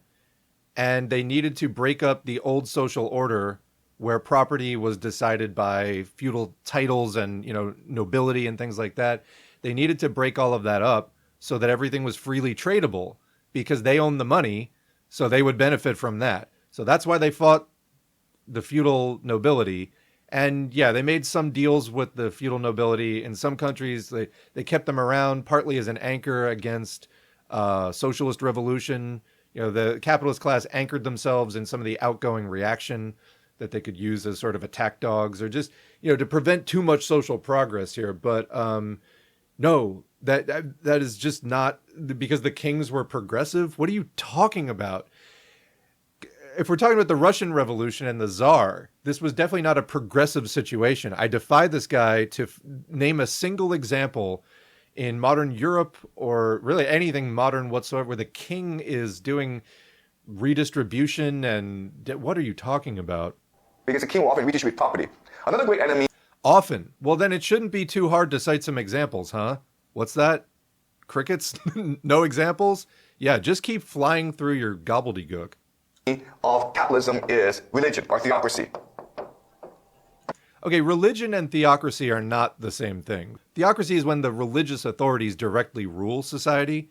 Religion is, I mean, that's different. You know, you can have religion without it being like the dominant ruling force or directly being the government. I don't know what this is. So when I said before that this is like after everyone is done feeding at the conspiracy slop trough, Jiang's material is if you scrape what's left and then amass it into a ball. His is the leftovers at the conspiracy slop trough. This is just absolutely, if there was something below shit tier, he'd be in that tier. Okay. The idea here is that all religions teach you that money is evil, right? God doesn't want you to make money. God wants you to be kind to others. They kind of say that, but I mean, this got co-opted into official state ideology in like 300 AD. I think that they found a way to make religious doctrine and money and wealth and class society and inequality, you know, reconciled somehow. or at least, to defang it to a point where it wasn't a serious threat to the social order. Not in this guy's world, though. To love your children. There's something wrong with that in capitalism? Pretty sure the capitalists say that too, anyway. To be a nice person, okay? Okay, that is not a threat. Being a nice person is a threat to capitalism. Maybe in an abstract sense, but like they had to develop communism to make you not a nice person. The hell are you talking about? So that's why in Catholic Europe, they were so poor, because people were more focused on redemption and salvation than they were on making money. Yeah, the continent that would go on to develop capitalism, it had nothing to do with, not having the steam engine or the Industrial Revolution. Catholicism, that's why they were poor. And as we know, when Europe was Catholic, which I think a lot of Europe still is Catholic, but when Europe was Catholic, the entire rest of the world, sending probes to beyond the solar system, really advanced, gold-plated everything, just like, what is he talking about? When Europe was poor, the entire rest of the world was poor too. And it wasn't because of Catholicism. Okay? So theocracy is also a major enemy. You gotta love the, okay. It's when people do they say something kind of stupid and then they're like, right? Afterward? No. That's just a really dishonest way of speaking. It's irked me since this became a thing, right? Since that became a thing, right? No, you're not giving the person you're talking to a chance to just listen and think about it themselves. You're just using like hypnotic suggestion almost on them. Right? No, let me figure out if it's right or not. Okay? No, it's not okay. What you're saying is fucking crap. Of capitalism. Then you also have nationalism. Nationalism, famously incompatible with capitalism in every way. What are you talking about? I'm going to go back to the chat. Another great example of social democracy discrediting itself. Look at the history of the CCF in Canada and where it is now. A bunch of countries are still ruled under the British Crown: Canada, Australia, Caribbean islands, etc. Yeah, it's called the British Commonwealth. Apparently this guy, despite living in it, has never heard of it. Or he thinks that you were born yesterday and have never heard of it yourself. He thinks that the British monarchy is controlled by the Franciscans or something. I think someone showed Professor Dave or Flint Dibble, I don't know who, but he might not even have gone to Yale because apparently there are no records of him attending. I gotta look this up. Did Professor... Yes, he graduated with distinction. I'm going to put in controversy. All right. I'm not finding the claim that he didn't go to Yale, so if somebody has a link, let me know. Canada imported a lot of reactionaries during the rise of the Soviet Union and after World War II explicitly to combat socialist tendencies from within. Yeah, there's a book that we have on the channel I love called, oh God, I can't remember the name off the top of my head. It's like a bedtime story for proletarian youth or something like that. And it's basically that story of how like the more revolutions there were, all of the expelled reactionaries started congregating in places like the United States. It was like how the revolution came to the United States. That basically it cracked under the weight of all the expelled reactionaries taking over the country, and it just got so extreme that it just weighed it down to where it just fell apart. Guy forgot about the Protestant work ethic. Excellent point. The Protestant work ethic has underpinned the capitalist. I mean, that ideology that you have a calling, that you have to work hard to please God and all of that. Capitalists definitely incorporated that directly into fighting social change. So that's what I was saying about pretty sure that they have found ways to reconcile religion and co-opt it to support rather than combat or undermine the status quo. So this thing about PSL being Dungist, and then somebody says, yes, they certainly are on the national level, but in my small city, most of the people I've talked to don't seem to be Dungist, or under the impression that national is Dungist. So you can't have a communist party operating that way. Communist methods mean that the party has to be in line. Like, you can't just be like, oh, my local's good, but national is bad. This isn't an anarchist organization. You can't function like that. If your leadership, like CPUSA, Dungist, opportunist, PSL, Dungist, if your leadership is that, your party is shot, okay? Like, your party has a problem and needs to correct that. It can't just be like, well, National says this, but we don't listen to them. That's not communist at all. Yeah, also, was the Vatican not interested in making money? They have documented over $70 billion and then probably a lot more than that off books. Definitely a lot more than that off books. Professor, will this be on the test? I'm wondering what the test is just going out in public saying some of this shit. Unfortunately, right now, you would pass the test of, God, I can't even go there. It's the reason I'm doing what I'm doing here. We have to overcome this stuff. Hassan does the same thing. It's like trying to make the other person connect the dots that you failed to connect. Saying the right? Yeah. It's like just suggesting to you that it's correct. And you're like, well, I can't actually connect the dots in that logic. And I think that there's gaps, but right? Oh, well, I must be wrong because they're saying right. They have confidence. No. Think about it. My favorite Tucker Carlson line. Think about it. Let that sink in. Listening to somebody bang pots against each other would be more useful than this idealist conspiracy slop. This guy doesn't realize that capitalism is a mode of production. We'll see. I don't know if he drops that term ever or not. Probably not. Jiang always goes back to the Jesuits or the Royal Landscapers of France or whatever group he can find. Yeah. Nothing shows capitalism in opposition to nationalism like going into Walmart prior to July 4th and seeing the entire place painted in American flags. Oh, wait. Is he writing out nationalism? Yeah, all right, let's continue here. Nationalism is the idea of loyalty to your people, loyalty to your nation. For capitalism, that's a problem. No, it isn't. I mean, capitalists readily adopted the idea of, let's try that again. That's wrong in 20 different ways. I started speaking, my brain just stopped. No, it isn't. In fact, in Marxism, we understand the formation of the nation state and the national market to be very close processes. Actually, nations, which we have a Marxist definition of nation. If you look at Stalin's Marxism in the National Question or Marxism in the National and Colonial Questions, nations are a thing that exist. They're also in the process of capitalism making the modern nation state as we understand it today. A lot of the purpose of that for capitalists was in solidifying their class position was creating the market. Eventually, they fully developed that market and they had to keep expanding, which is where the different capitalist nation states started integrating with each other, investing in each other. This is the era of imperialism. And there starts being a lot more international integration of capital. However, they still keep the national boundaries to regulate labor and to keep labor divided along lines that capital is not as constrained along those national lines.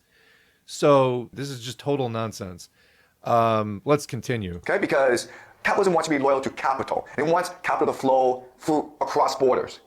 Yeah, but I mean, considering that they control the nation state, they're able to do that largely as they need to do. Sometimes they, and they use the national borders sometimes to restrict capital in some ways. But there's way fewer. It's way easier for capital to move across borders than it is for labor to move across borders and to stay there and to operate freely. So this is like utter nonsense what he's saying. It's hard almost to rebut because I don't even know who this would work on. You know what I mean? Like what he's saying is so obviously and basically false that, well, let's. So I see an investment opportunity in China. I want to take my money from America and put it into China. I don't want to worry about, oh, China's my enemy. China is not my people. Okay? So nationalism is also a major problem. Well, no, but when we talk about bourgeois nationalism or capitalist nationalism, what we're talking about is how the capitalists get the workers distracted from their status as a member of an international working class to focus more exclusively on like the bourgeois conception of nationalism. So, for instance, that workers will fight for the capitalists against other workers in other countries in capitalist wars.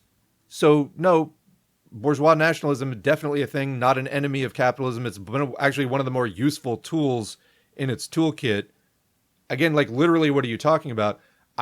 It's hard to do a rebuttal against positions this weak because you're like, I feel like I'm strawmanning the guy. I feel like I'm concocting an artificially weak version of his argument in order to make attacking it easier. But that's actually just how weak his actual argument is. And then you also have another problem, okay, called democracy. No. I mean, capitalist democracy. So the Marxist understanding is that, okay, we live in a thing called class society. It's society divided by class divisions. What are classes? Classes are groups of people in the population who have different relationships to the means of production. What are the means of production? They are the technology, the workplaces, you could say, that are used to produce the goods and services that support material existence. So you need certain goods and certain services to live, and we work and produce those. And there are different groups in society that have different relationships. So like in capitalism, the capitalist class owns the means of production, and they have an entire state and police force and everything else set up to enforce their private property rights, their private ownership of the means of production. And if you try to just operate the means of production in a way that violates their permission, they'll send their cops after you.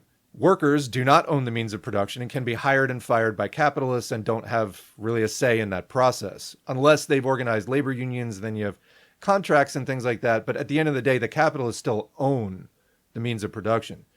So this is capitalist class rule, or what we also call the dictatorship of the bourgeoisie, or the dictatorship of the capitalist class. Dictatorship in this sense, not meaning personal dictatorship like a dictator, but the class rule of the capitalists in general. They are the dominant class, they're the ruling class, they're the class that rules society and shapes it around its class interests. Its class interests, again, come from its class status or its relationship to the means of production. So everything really is about private property, and everything is made to serve private property and the needs of the capitalists for a large workforce, etc. The workers get educated only as much as the capitalists need, and so on. The idea of a socialist revolution is to initiate dictatorship of the proletariat, the dispossessed working class. And then from there, we have a transitional system where capitalism is suppressed by the worker-led state, to build socialism, suppress capitalism, and eventually reach a point where capitalism has been phased out to where there are no class distinctions, everyone is a worker, private property, thing of the past, etc. We never made it to that point because the revolution only spread to about a third of the planet. Anarchists take note. They're like, oh, the state never withers away. Yeah, it's because imperialism was still the dominant force on the planet. Had there been more revolutions, you might have seen the state withering away as capitalism became less of a threat. The purpose of the dictatorship of the proletariat is a transitional stage to stateless communism. See, the state is a product of class society. It's the mechanism by which one class oppresses another. The workers need a state to oppress the capitalist class so that they can't have a resurgence and keep doing capitalism again. And it's only after capitalism has been globally extinguished that the dictatorship of the proletariat can wither away into just a managing of industry, but there's no more class distinctions. We've never made it to that point again because there were only revolutions in about a third of the countries of the world, and not even the most advanced countries. Okay, so that's why the state never withered away, in case an anarchist is listening to this, because class society still existed. A state is going to exist while class society exists. Anyway, what was this guy even talking about? Was democracy. So talking about the dictatorship of the bourgeoisie or bourgeois class rule, it can have different faces. When it is in its ascendant phase, when capitalism is a baby going up into middle age, there is more free competition because the winners and losers of capitalism haven't been decided yet. Okay, because it's early on. That's a free competition kind of thing. We tend to see in the political system that mirrored with more of a quote-unquote free competition, but within the constraints of capitalist society. So to a Marxist, capitalist democracy is real, but limited and biased toward capitalist class rule. It can't really oppose class rule, so it's always within that pen. That said, when even that democracy is too much for them, and especially in the imperialist era, which follows the ascendant era, this is where capitalism reaches its final stage. Lenin wrote a book on this called Imperialism, the Highest Stage of Capitalism. Capitalism eventually comes to a point where it's highly consolidated. The world is divided up between capitalists. They're just fighting over redivision. There is what we would call like the military-industrial complex, highly integrated systems. It's no longer just free competition between capitalists, but a capitalist, not totally monolithic, but a much more consolidated capitalist edifice appears that is ruling society. This is where you tend to get movements like fascism or something like that are less democratic, more tyrannical. But this is just another face of capitalist class rule. Which class is the ruling class hasn't changed in that case. Only their method of governing society, whether it's more democratic or less democratic, changes. But bourgeois democracy is absolutely not an enemy of capitalism. What are you talking about? Let's let him continue. So believe it or not, capitalists hate democracy. I mean, again, they keep it constrained, but there are, at certain points in history, as their needs dictate, they're perfectly fine with it at certain times in history. Why do they hate democracy? Because if you think about it, if people had power, the workers had power, they would all get together and vote to redistribute wealth, right? Well, let's let him just keep going. To make the rich pay more taxes. We call this socialism. Okay, so there we go. This is more or less what he likes, is quote unquote democracy. He means social democracy. He means that the workers wouldn't, try to just completely take power away from the capitalists. They would, for some reason, let the capitalists maintain domination over society, but tax them more using the very elections that the capitalists set up.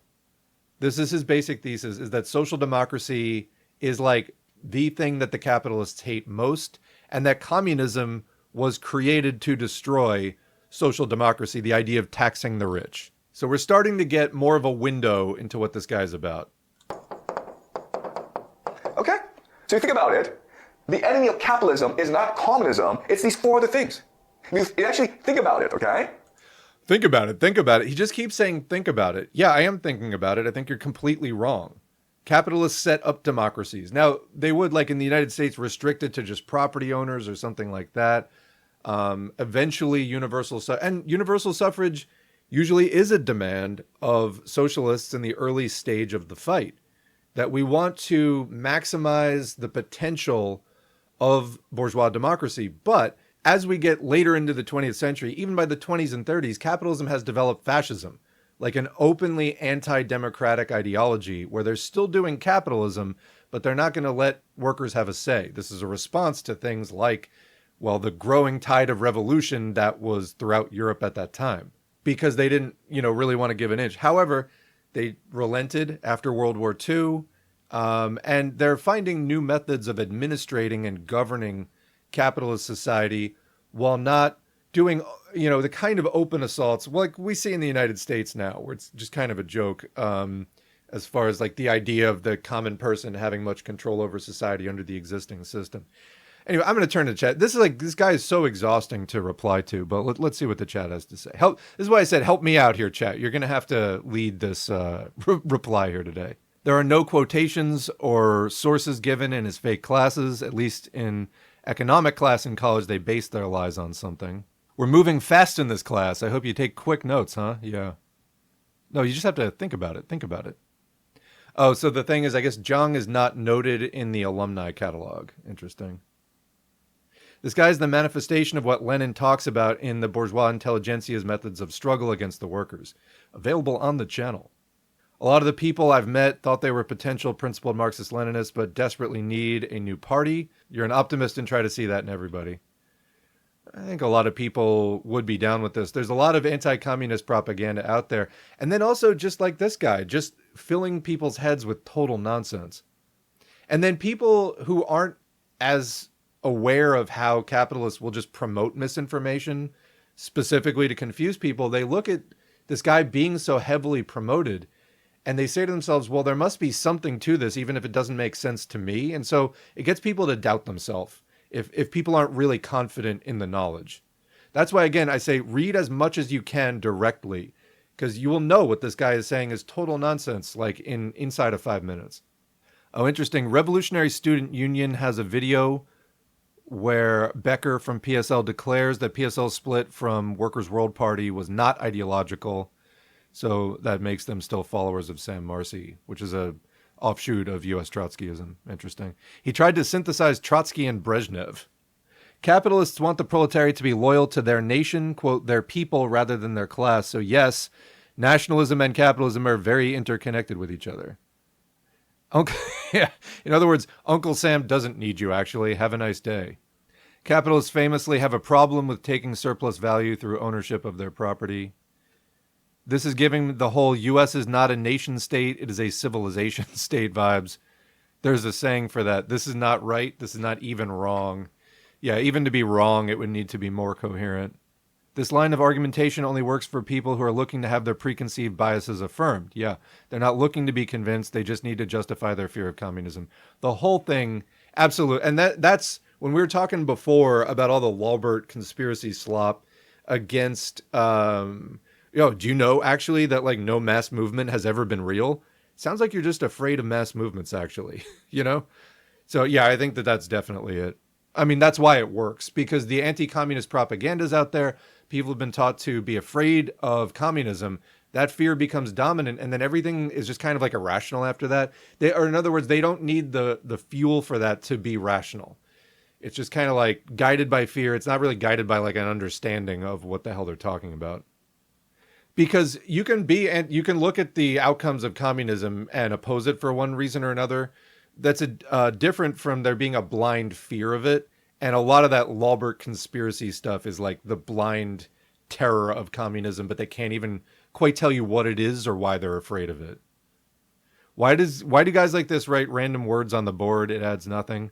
He's got to do something. This guy is unreal. I'm speechless. The 30 Years' War was European monarchies overthrowing feudalism in order to begin establishing private property and national markets to create the conditions for capitalism to arise. Monarchy and capitalism aren't fundamentally opposed to each other. Actually, is that even his point? I don't know anymore. I will say that Jiang ideology is way more in line with Xi Jinping than most other things. Wolf is a petty bourgeois wrecker advocating for Proudhonism. Lay off, okay? He's just an academic. He has to hide the truth from people. Don't you know that? He's just a poor academic raking in money. Did I hear that right? The enemy of capitalism is not communism. How about everything that isn't capitalism is the enemy of capitalism? Yes, you heard right. That is what this guy is saying. That capitalism and communism are friends. Actually, communism was created by capitalism to defeat monarchy, theocracy, nationalism, and democracy. Even though by the time that communism came around, monarchy was more or less already subdued. Like, none of this makes sense. So yeah, in summary, communism isn't the biggest enemy of capitalism. It's these four other things that capitalism continuously works together with. Think about it, right? Okay? The U.S. founding fathers intentionally made the democracy undemocratic because they were scared true democracy would create land reform. I think capitalists don't like democracy as true on its own. It is, but I mean, then he goes on to put these other ridiculous qualifications on it that his overall framework is just garbage. Oh, this guy has quite literally said there's no evidence that the Holocaust happened? Let's look that up. He has been labeled a Holocaust denier by at least one outlet. All right, 3 days ago. So I'm looking at a rudevulture.com article for what it's worth. Viral Professor Jiang claims he never called himself a professor, despite many times he publicly introduced himself. YouTube personality Professor Jiang recently appeared in an interview where he was challenged over his use of the title professor despite working as a teacher, not a professor. Interview, yeah. So I mean, Mehdi Hassan did that, and then he was like, "Well, in my defense, some people call themselves a god," and Hassan was like, Mehdi Hassan, not Hassan Piker, was like, "Yeah, I mean, there's like Charlemagne the god, but I don't think anyone actually believes he's a god, whereas people do actually believe you're a professor, wrongly." Anyway, he's like, yeah, I never said that. It's the internet that calls me that. All right, where's the Holocaust thing? That's why I clicked on this. Control F time. Holocaust. The rest of Jiang's theories follow a similar pattern. He has argued that the Egyptian pyramids served as energy. So he's really going for the across the board, just check every box thing of like, let's weigh in on the pyramids. He has argued that the Egyptian pyramids served as energy storage devices rather than burial monuments, that evolution is not credible. Evolution is not credible. This is it. He's like the Chinese, and Canadian tie-in, Alan Watt. Anybody remember Cutting Through the Matrix.com, Alan Watt? He's like the Chinese Canadian Alan Watt. He's just, he kind of just covers it all here. Evolution is not credible. So we got some creationism. Ancient priests used ritualistic trauma and dissociation to control pharaohs. I mean, maybe, but like that's so tangential to anything. Again, Holocaust, though. He has also promoted anti-Semitic theories about covert organizations and global powers, publicly questioned the Holocaust, stating, quote, We don't actually have any concrete evidence for the Holocaust. So that is totally, totally, totally false. Here's what I'm trying to say. The rest of what he's saying about communism being like a friend and weapon of capitalism is as false as that statement. Okay? That's what I'm... And if you don't have the background to understand that, stick around because we're going to continue to be fleshing that out. So he's just a garden variety fascist doing what fascists do best and hopping on whatever trend is most popular at a given time. Yeah, and the Chinese government's letting him fucking reform their educational system. Professor Jiang has a video where he unironically wrote on a table Pax Judaica. I was watching another streamer react to him. How long is this guy going to last? Let's go to Polymarket. How long before this guy goes down in flames? There are a few historical occurrences, events, actions of which we have more evidence for than for the Holocaust. People to this day find more evidence in the form of uncovered mass graves, etc. Yeah, that is like such a profoundly untrue statement that there's no evidence for it.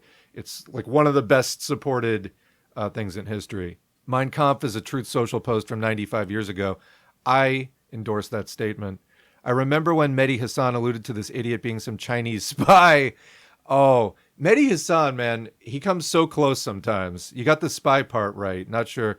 I don't know. Is this what China's cooking up? Is this what the Xi Jinping thought social democrats are about to unleash, like at global scale? This is what they're brewing up in the underground CCP propaganda labs. Jiang has a video on the Russian Revolution where he gives Richard Spencer as a source. So yeah, he's a fascist. That's the Nazi who got punched. Where he's like, hail President Trump and all that shit in 2017. Then some guy came up and like knocked him out randomly on the sidewalk. And then he like stopped doing speaking engagements after that. So he's just a fascist. Okay, that really clarifies things. So does Jiang just view the French as the mortal enemy of capitalism, since he's essentially just listed things that happened or threatened to happen during the French Revolution? I think you're using an unfair amount of detail. Jiang also frequently cites Alexander Dugin. Let's look that one up. Talk about nightmare blunt rotation. Rival theories of multipolarity. Alexander Dugin. Oh no, this is Jiang Shigong. Okay. Dugin essentially confirms that Professor Jiang Xueqin is the Chinese Communist Party's version of him. So he naturally had his big debut on the Tucker Carlson network. China has already unleashed its latest psychological weapon, Professor Jiang Xueqin. Boy, is this a rabbit hole I really don't want to go down. Back to the comments. Will I ever return to Twitter? No, fuck Twitter. Fuck Twitter. And no, I'm sorry, you got banned from LibSky. I cannot use Twitter, and I especially don't want to use it now that Musk... that was the main thing, was Musk owning it, and like Musk being in the White House and owning it. I'm not giving him any of my info anymore directly. I'm not handing it to him. Also, that site's just a fucking car crash. I hate using Twitter. And as annoying as Blue Sky is in certain ways, I can get news off of there way easier than I ever could off of Twitter. I will say this, and I posted this on Blue Sky. The thing that I miss probably the most about Twitter is Blue Sky is so dominated by like American suburban liberals that like so much of the discourse on that site every day, the stuff that like starts trending and everything, is revolving around like suburban American Democrats. And Twitter has a lot more international stuff, either international videos, international news, international viewpoints. Even if I don't like the politics of the people, just remembering that there's a fucking world out there beyond the US, that's a thing Democrats aren't real good at. And so there's decidedly less of that on Blue Sky. That said, just Twitter, fuck no. I just can't with Twitter. But I do miss that. After Cromwell killed the king, the British monarchy had to concede to mercantilism and capitalism. He even had a chance to make the first constitutional nation state without a king, but he didn't. I would love to see Jiang just do one of those things where it's like 20 communists against this guy. It would go roughly like the Jordan Peterson one, I believe. Like just actually pin him down and make him answer questions. Would so enjoy that. I think by now you've seen Russia Today and Kremlin promote people like Don Corder, Caleb Maupin, Jiang, and others for pure chaos. I don't know. I don't know I don't know really what Russia's up to at this point. Russia, to me, it's obviously like a large player and a large economy. They seem so fucking incoherent. Like when your A team is like Dugin and Maupin and people like that, like, are they really thinking that they're sending their best? I don't really get what the play is there. Russia seems to be absolutely flailing as far as like the influence strategy. They're definitely it seems like a quantity over quality approach. They do have a lot of people out there pushing a similar kind of line, but it's like a very much not coherent one. So yeah, I don't know if they're going for chaos, but that definitely seems to be kind of the result.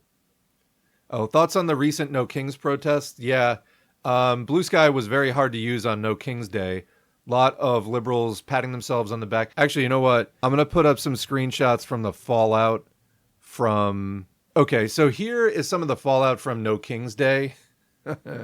This guy Jake Grumbach, who, according to his bio, teaches at Princeton, and so he is a professor actually. Or no, sorry, not Princeton. He is formerly from Princeton, now teaching at I think UC Berkeley.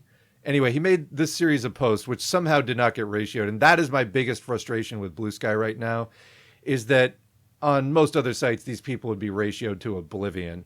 We have not built the left presence on Blue Sky, and also the anti-quote tanky block lists are so effective that these liberals have created a huge bubble for themselves, because blocks on Blue Sky are nuclear, so you really can't see what other people are posting at that point.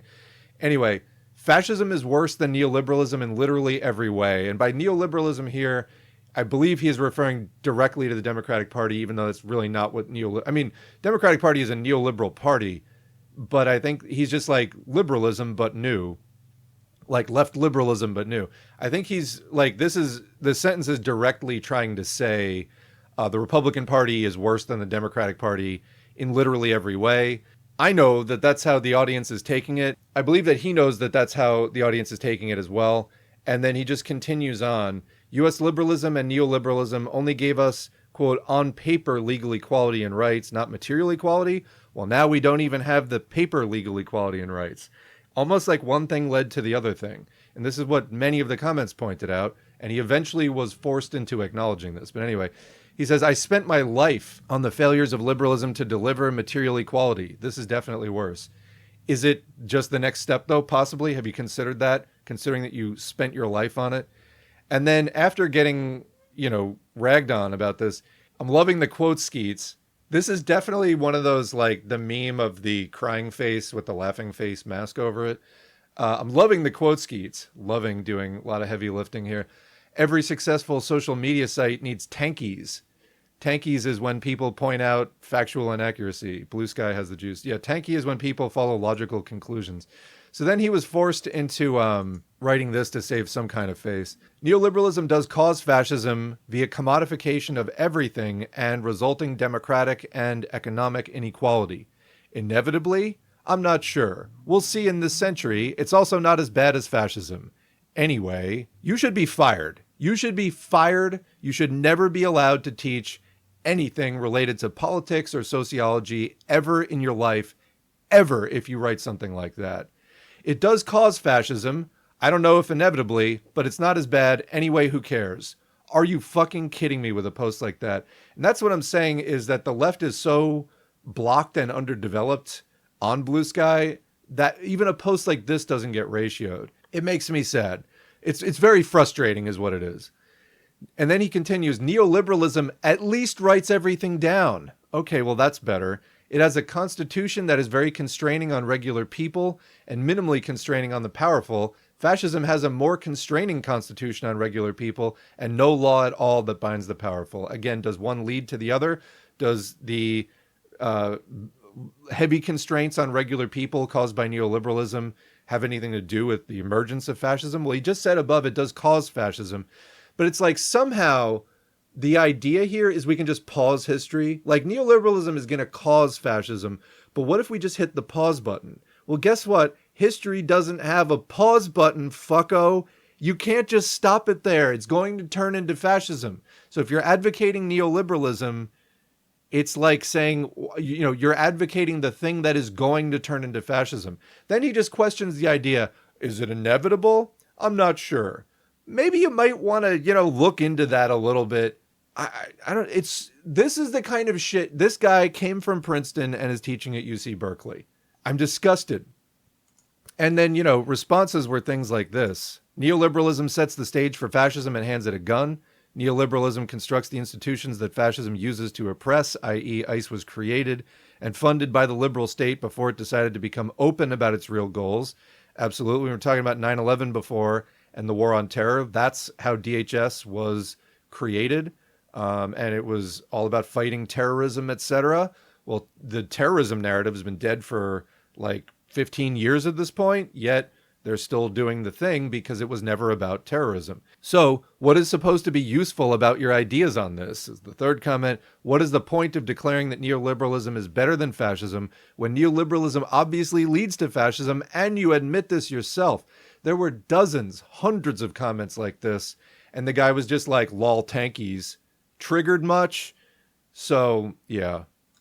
All right, let's go back to the fucking video that's making my brain turn into scrambled eggs. Let's continue the Jiang video. You actually think about it, okay? Communism is working capitalism to destroy all four of these things, right? So let's look at this. Monarchy, okay? Communism does not allow for monarchs to arise. It allows for a party to arise, right? What is a party? Party is an oligarchy, all right, which is a capitalist system. No. No, it is not a capitalist system. Oligarchy is ruled by a few. That's what oligarchy means. It is class neutral. Beyond that, it is ruled by a few. Please support your claim that that is a capitalist system. That's a direct quote. That's a capitalist system, he just said. Support that fucking claim. No, we're just going to keep moving a mile a minute here. Beyond that, why support claims? Just say shit. Just say shit. Don't support anything you're saying. Now, theocracy. What does Marx say? Marx says is that religion is the opiate of the people. Religion is the great evil of the world. Religion creates false... Marx did not say that religion is the evil of the world. The class society is the evil of the world. Exploitation and oppression are the evil. Religion is a sense of false hope. It is the sigh of the oppressed. But it is false consciousness. It's not like a real solution. Religious salvation is not a solution to the problem of class society. That's what Marx said. And so communists are, like an actual, communist revolutionary involved in a party. These are people who are materialists who apply dialectical and historical materialism to develop strategy and tactics for advancing proletarian revolution. And we need to be free of idealist nonsense and ideas of religious salvation and all of that stuff to do that. When we take power in society, we defund religion, making religion a purely private or purely personal private matter. If you want to do that, you do that. But then also build up society toward material answers to problems, secular solutions, and again, phase out all kinds of idealist nonsense, including religion. And there may be times where there need to be more active interventions by the party against religion, because religion will try to preserve itself and it'll stage little uprisings and counter revolutions, and it'll be part of the aspirational counter revolutionary forces because it wants to preserve itself as the people are encouraged to move on from it, and it is defunded, and it wants to wants to be empowered again. There's people with vested interests in that. But yeah, Marx didn't say that religion was just like the source of evil. Marx identified it more as like a false hope that prevents you from reaching the conclusion that you need to do a revolution against everything, including religion, which is part and parcel of the divided class society, which is the source of your exploitation and oppression. Let's continue with Professor Jiang. Consciousness. Therefore, we must destroy all religion, right? And if religion is destroyed, what is left? The only thing that is left is money. What does communism say about money? Communism good with money? Communism wants to, according to this fucking tool, destroy religion, which again, he's equating with theocracy. Those are different things. Communism wants to destroy religion to make way for money. Are you serious? What does communism say about money? I think people, even who haven't studied communism, probably know this one. Back to the chat. I need help here. I need help. SOS. Oh, I'm on so many fucking block lists on Blue Sky, you have no idea. Still have like almost 7,500 followers, but I'm on so many fucking block lists. No Kings is the 2026 version of a black square in your profile. I literally forgot about that. Yeah, immediate way to tell if someone is an idiot. They use the word tanky. I went to a No Kings protest, the third one. I had attended with some PSL folk I had met up with in my area in my first spurt of organizing attempts. There was a good speech about getting organized and how organizing is more important than change, only for the next speaker to claim, I'm a capitalist and my friend is a communist. This is how we build true unity for a more perfect union. Yeah, because these are totally reconcilable ideas. Had they been listening to Professor Jiang, one of the Jiang students, they're at Jiang University, and how the current system is broken, so we need to fix it, not tear it down. Why does that follow from, if it's broken, we don't need to tear it down? Sometimes you do need to tear it down. Now would be one of those times. Also on Blue Sky, your user account gets nuked if you break the rules, while on Twitter, you often just get 7 days banned. Well, people do get like 3-day suspensions on Blue Sky too. What did you get banned for? I'm curious. No Kings is deadass a nationalist rally. So I have been to No Kings things. In my area, they were just flat out like low energy Kamala Harris rallies. I saw like absolutely no potential. Plus there was like 50 cops surrounding it. So I did not see a lot, at least in my area, worth getting on board with. Plus, what are the demands? What are their demands? Somebody on Blue Sky was saying like they flip shit if you ask them what the demands are. Plus, everybody knows goddamn well the Democratic Party doesn't fucking care what your demands are. So the whole thing is just sort of absurd top to bottom. Anyway, it's deadass a nationalist rally. I met some guys who were on about, we don't want to be like China or Iran. We must follow Chairman Jefferson's prophecies for the bettering of this country. Absolutely zero class analysis. These people walk among us. Does the person I was quoting there talking about neoliberalism know what neoliberalism is? Again, they definitely seem to be clearly making a kind of highfalutin argument of like Republicans are worse than Democrats. But yeah, they were using words that have actual meanings. Unclear if they knew what it meant. So much learned helplessness. I have argued with so many liberals on Blue Sky. I have argued with so many liberals. I think what's different now is in Trump 2, they are just in full-blown panic mode. They don't know what to do, and they lash out at anybody who isn't in full-blown panic mode. They're developing this kind of solidarity amongst themselves of like people who are in full-on panic about Trump and like have just completely abandoned the idea of like making a coherent strategy or like developing an understanding about the system behind Trump, that they honestly just get mad at you and like viciously attack you. And anyway, it's truly becoming blue MAGA. I think that this is a phase they will eventually, like more of them will pass out of this eventually. Right now, so many of these people are in full-blown learned helplessness, just panic mode. It's total meltdown. It's just emotional dysregulation. If you want to find the liberals on Blue Sky, make fun of Will Stancil, they come flocking. Sure, frogs in boiling water do lead to boiled frogs, but inevitably... by the way, that whole frog in a pot of boiling water thing, that it'll just sit there because it won't notice the temperature change, not true. That is a completely thoughtless, conservative metaphor from the 90s, really, if not earlier. I've seen it as early as the 90s. But yeah, that whole like they're just slowly turning up the heat so we don't notice. No, actually, a frog in a pot of boiling water definitely will jump out. But no one accused conservatives of having like a high cultural and artistic level to be able to do metaphors well. It's weird that Tanky went mainstream after Bernie ran for president. It's a twisted political environment. What can I say? Every point this guy is making can be responded to with no. Communism is pro-oligarchy, 3 question marks. Dude is just saying shit. Party is oligarchy. PhD is in Yaponomics. Marx spinning in his grave right now, about to come flying out, breaking the sound barrier just to take this guy down. Marx's skeleton flying out supersonic speeds, flying halfway across the world, land. You'll see a Jiang live stream where he's like, right, okay, and just this fucking like you hear this crash, and there's like a white streak of like Marx's skeleton just taking him out.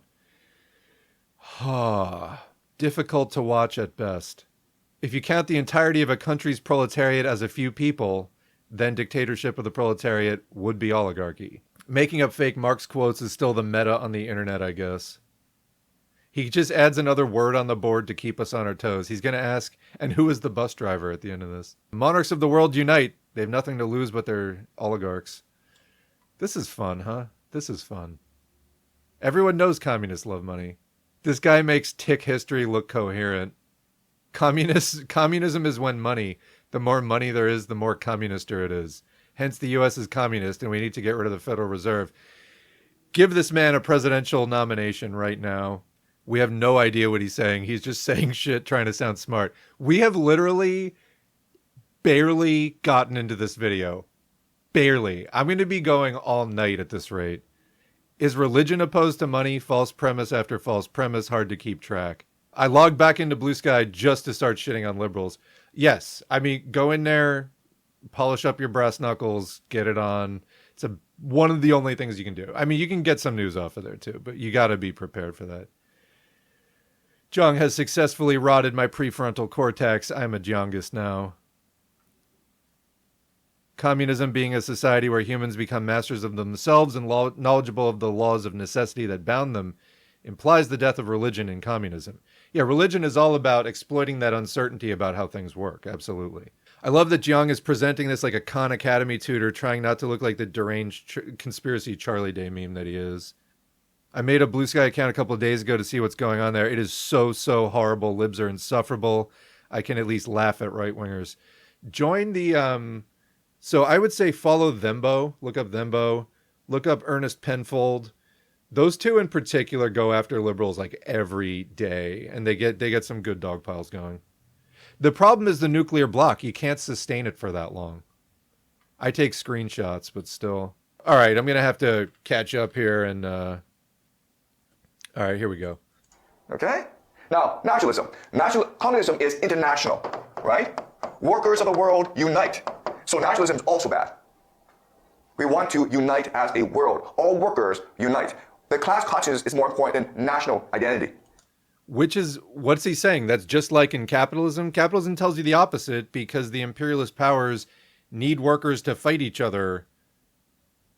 Like, what is your point? He's like, I mean, what he said is true, that yes, we should tune into class consciousness and not be divided by petty nationalism, you know, that the capitalists are going to exploit and use to get us to fight each other. But how does that relate back to his point that therefore it's good for capitalism? Like, make that case. Support that idea. Right? Now, democracy. All right, we're just moving on. Okay, he's not going to support that at all. So yeah, communism is internationalist. It's proletarian internationalist. Note we have the class status in there as well. It's not just purely internationalist. It's proletarian internationalist specifically. So international solidarity among the working class. How the fuck does that help capitalism? Okay, we're just going to move on to democracy. No. This is bad too, right? Because workers cannot defend their rights. Workers have false consciousness. Workers have been brainwashed by the capitalists in school, in the media, by the internet, by Hollywood, okay? Therefore, a vanguard, the party, must lead the people into socialism. How does that support capitalism? And note that, again, he wrote democracy parentheses socialism. Chat, is democracy always socialism? What? I mean, the Marxist position is that the dictatorship of the proletariat, the class rule of the proletariat, when the proletariat overthrows the capitalist order and builds a new order, it is less democratic for some portions of the population, like the exploiting classes, the outgoing capitalists. It's less democratic for them, but more democratic for workers. So democracy is not like a neutral term. Lenin, in fact, mocked Kautsky at length and others following in the Kautskyist vein in the World War I era for promoting this idea of like a class-neutral democracy or democracy above class, which is how they're promoting the Weimar Republic idea. So no, democracy necessarily has a class character constrained by whatever ruling class is in charge. Everything's going to be skewed to supporting the rule of that class. So again, how does this help capitalism? Like, what he said is kind of true, but like, what does it have to do with capitalism? All right? So this is really convenient how capitalism and communism have similar enemies, and communism helps destroy all four enemies in a way that capitalism cannot. If you wrote this down and handed it in for like a Soc 101 course, you would get an F. You would get a D- if the teacher was very, very charitable. He did not support that at all. So when we talk about critical thinking, here's what we're talking about. People make claims. Those are statements of, they're assertions of some kind. Claims have to be supported by good quality reasoning and good quality evidence. So when we're evaluating claims made, this is the basis of critical thinking. You're evaluating the quality of the reasoning used and the quality of the evidence cited. This is Swiss cheese. What he just said does not logically follow at all. He contradicted himself completely. And he has cited absolutely no evidence for any of it. None. All right. Right? So you could also make the argument that maybe you can make, again, you can say anything. You can make any claim. The question is it supported by quality reasoning and evidence? What do you think about this guy's reasoning and evidence? I think very poorly of it. I do not think highly of his reasoning and evidence. communism was a weapon or a virus created by capitalism. Okay, whoa. So now we're getting into, it's not just that communism inadvertently played into the needs of capitalism, which it absolutely did not do. Now we're making a more direct claim.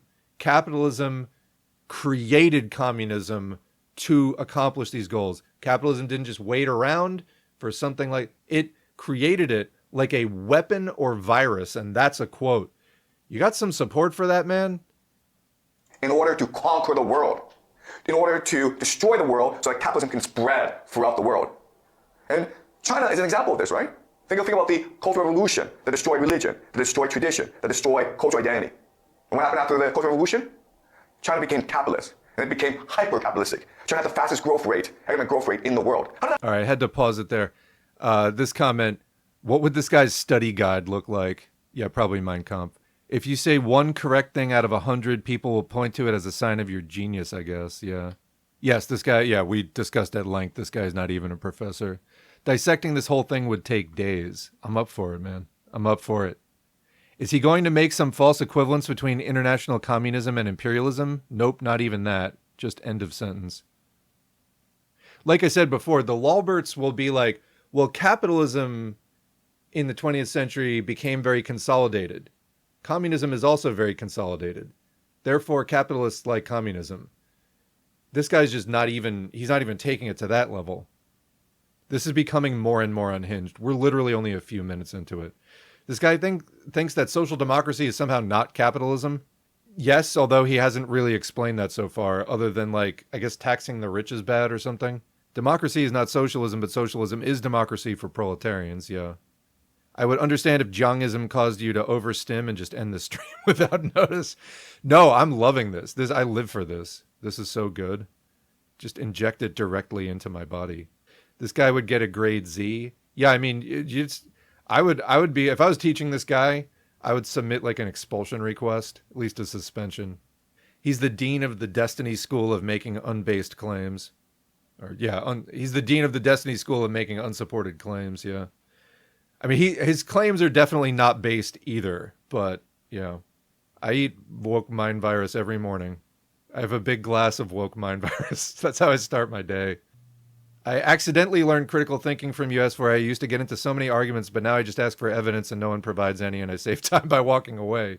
People usually get mad when you ask for evidence. Yeah, that's because when you ask for evidence and then they consult their memory and they realize that they believed whatever claim they're making to you without any evidence, they realize they just wasted a lot of time, and instead of thanking you, they get mad at you.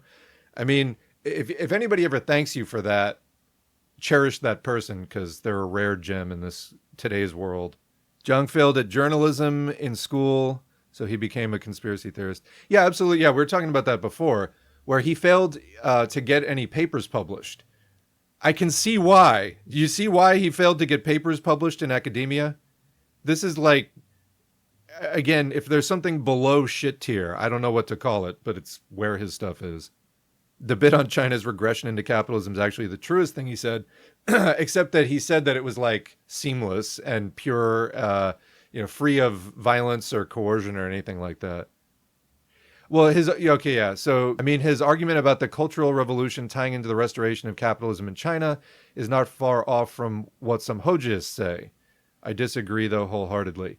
So the thing there is that I think the Maoists went into the Cultural Revolution with the intent of it being guided by the party and, shaking up some of the bureaucracy and things like that. The Hojiist criticism I think Hoja did the thing of like, the Civil War was neither civil nor a war. It was like the great proletarian cultural revolution was neither great nor proletarian nor a cultural revolution or something like that.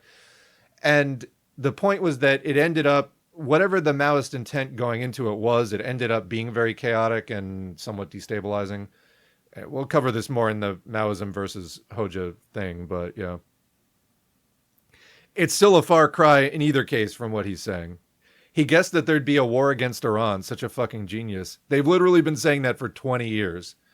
They were talking about that back under Bush Cheney. There was a thing, I think, in 2007.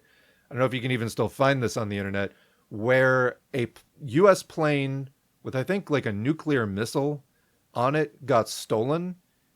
And it disappeared for like 24 hours. And people were thinking that this might be a false flag to try to start a war with Iran. Back then, this was 20 years ago. And they've been talking about it forever. Also, part of the reason that the John McCain campaign in 2008 for president sank was there was a clip that emerged of him.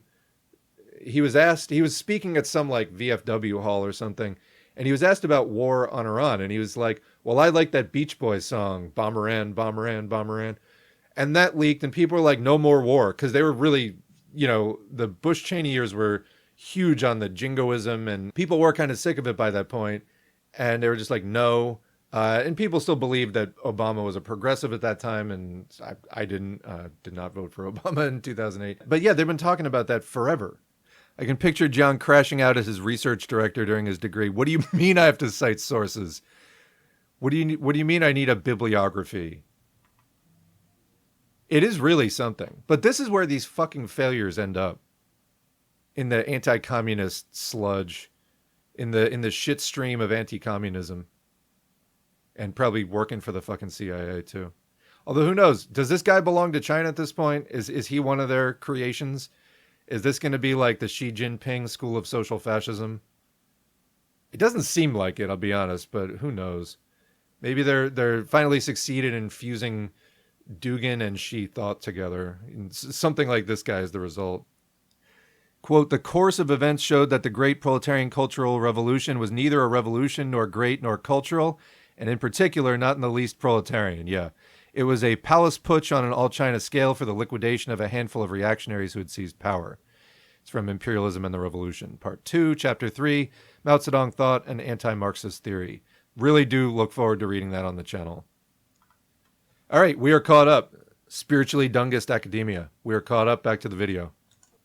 China became capitalist, and it became hyper-capitalistic. China had the fastest growth rate, economic growth rate in the world. How did that happen? Okay, so I'm not saying this is true. I'm saying like this is something for us to think about. All right. All right. He just said, I'm not saying it's true. Why is anyone listening at this point? He just said, I'm not saying... I'm still thinking about other stuff. I almost missed that one. I almost let that one slide by. He's like, I'm not saying it's true. Well, why are you saying it? If it's not true, why are you saying it? So let us now think about this. And again, this is all just speculation on my part, okay? I don't really know. I'm saying like, Okay.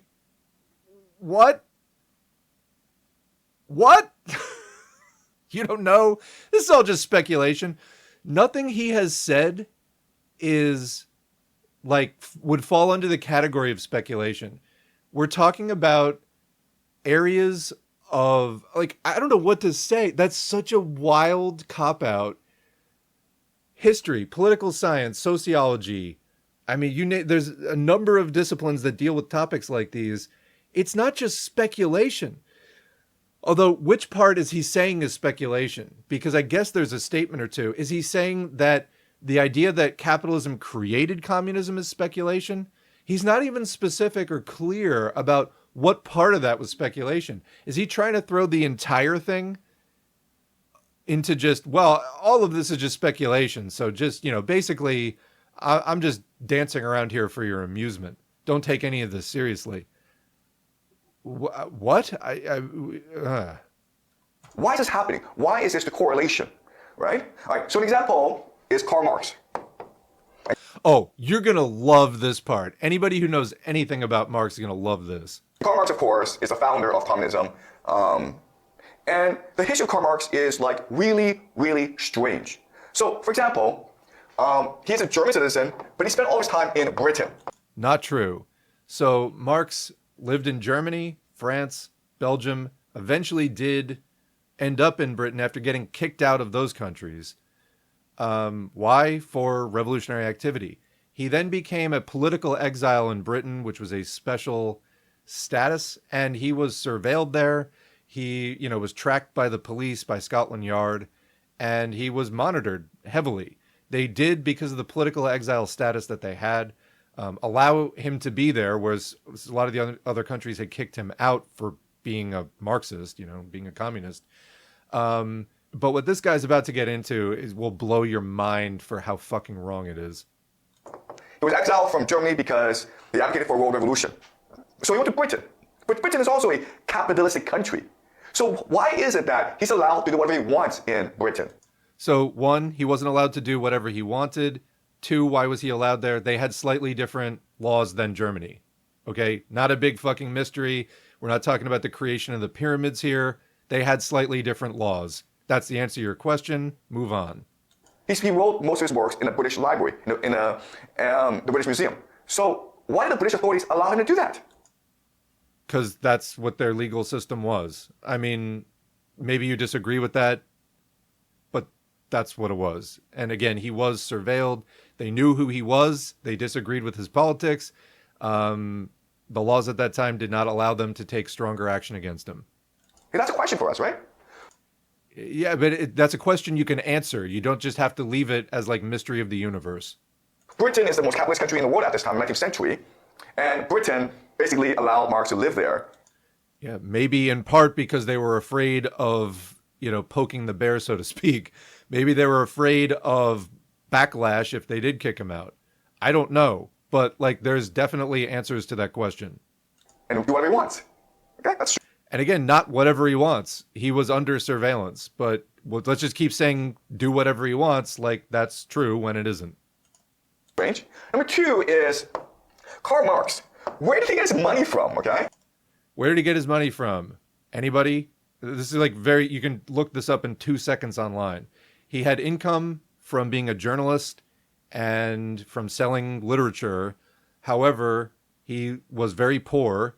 His wife was from an aristocratic background and had to sell some of her more expensive belongings to fund them. They lived in very bad apartments in damp, terrible conditions. They had 7 children, only a few of whom lived to adulthood. The conditions were so bad. And he was supported financially by his partner, Engels, who was from a wealthier family, but who disagreed with where the family got their money from. That's not like a crazy scenario. That's not really that hard to imagine. But he's about to say that Marx had a very comfortable life. So Karl Marx, actually his wife is a German aristocrat. So she's used to luxury. But Karl Marx never made any money in his life, right?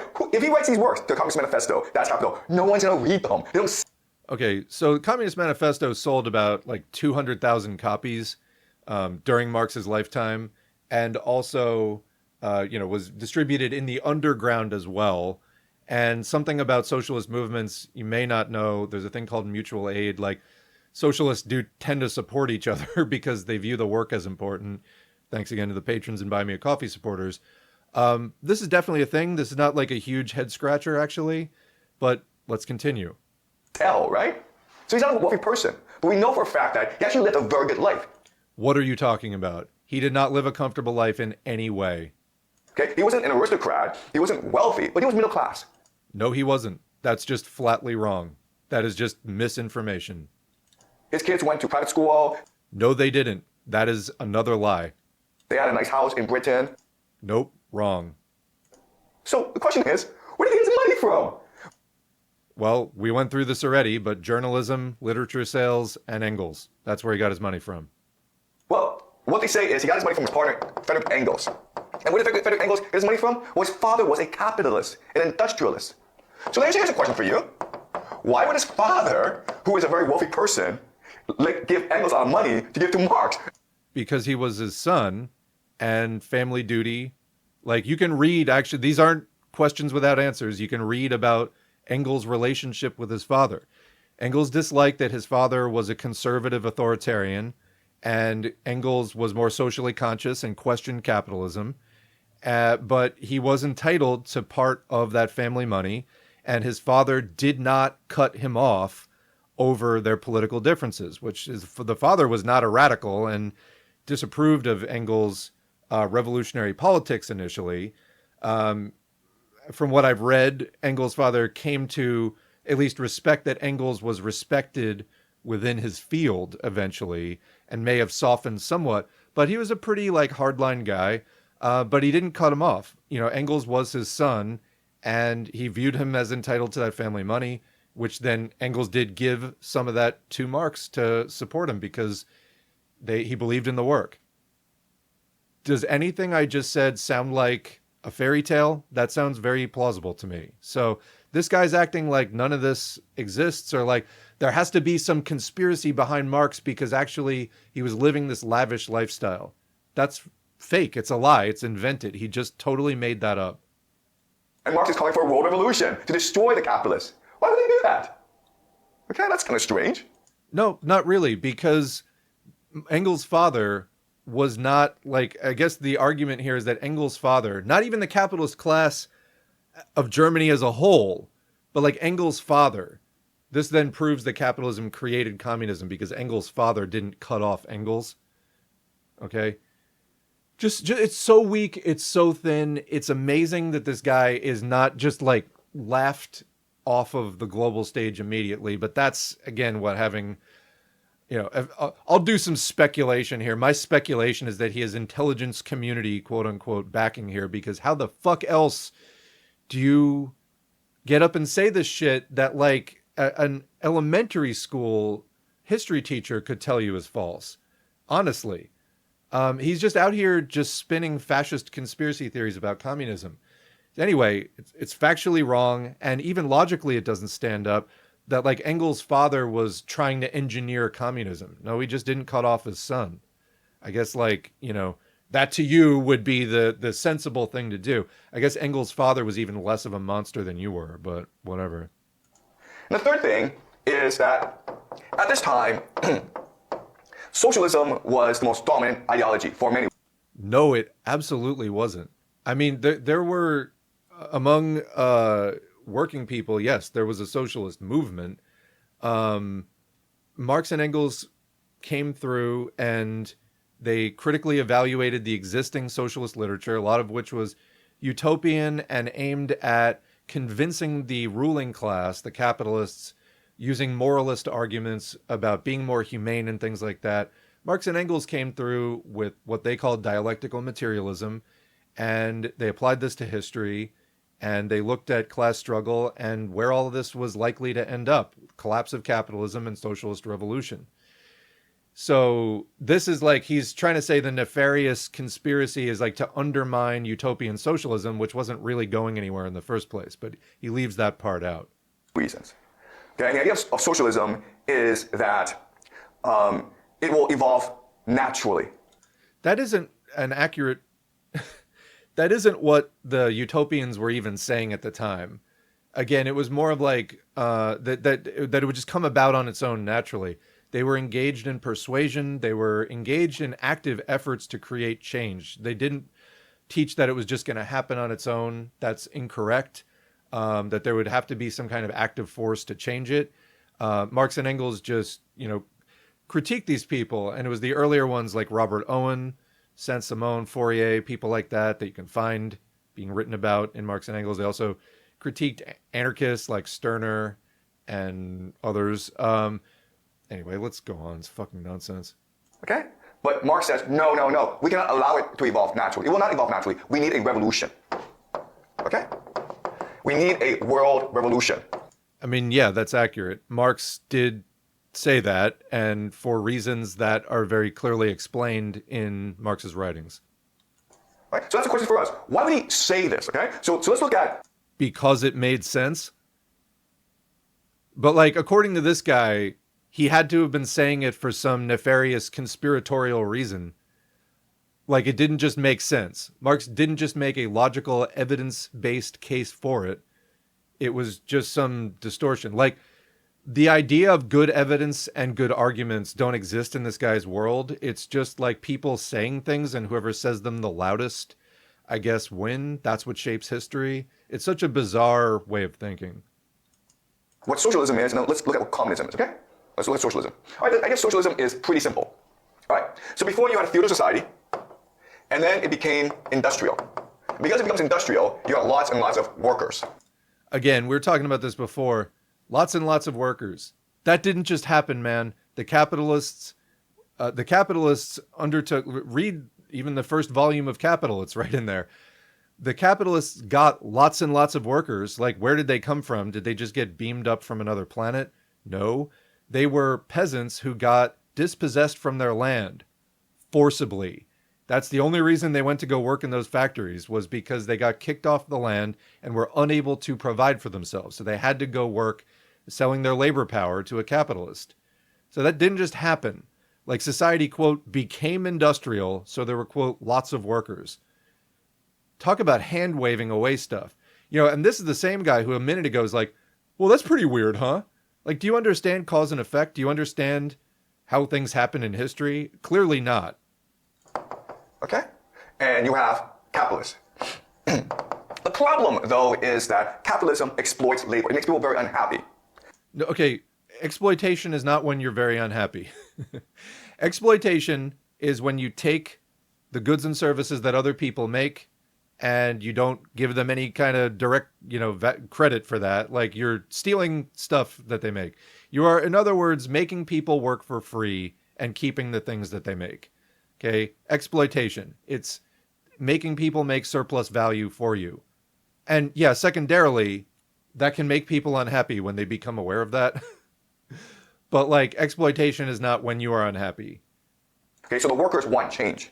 Then you have the industrialists, the capitalists. The problem is that capital consolidates, okay? So maybe you have 1,000 capitalists to start, but then maybe 10 will take over all the money, okay? All the means of production, the factories. Then maybe one, okay? Because that's how capitalism works. It consolidates. Which means that eventually the capitalists will turn against capitalism as well. What? No. What does that look like? What does that mean? Capitalists will turn against capitalism. If we're talking about that the free competition period of capitalism ends, yeah. And again, if this guy gets this far, I guarantee you he knows, then he's deliberately saying nonsense. If he understands the point about consolidation, I guarantee you he's consciously spreading nonsense and that he understands better than this. Capitalists turn against capitalism. No, capitalism just consolidates to a point where there is no longer free competition being dominant. There is still free competition in the petty bourgeois strata, the small business sphere. And the purpose that serves within capitalism is that the big capitalists need the small capitalists to continue to try to innovate, both in terms of new products and also new methods for creating products.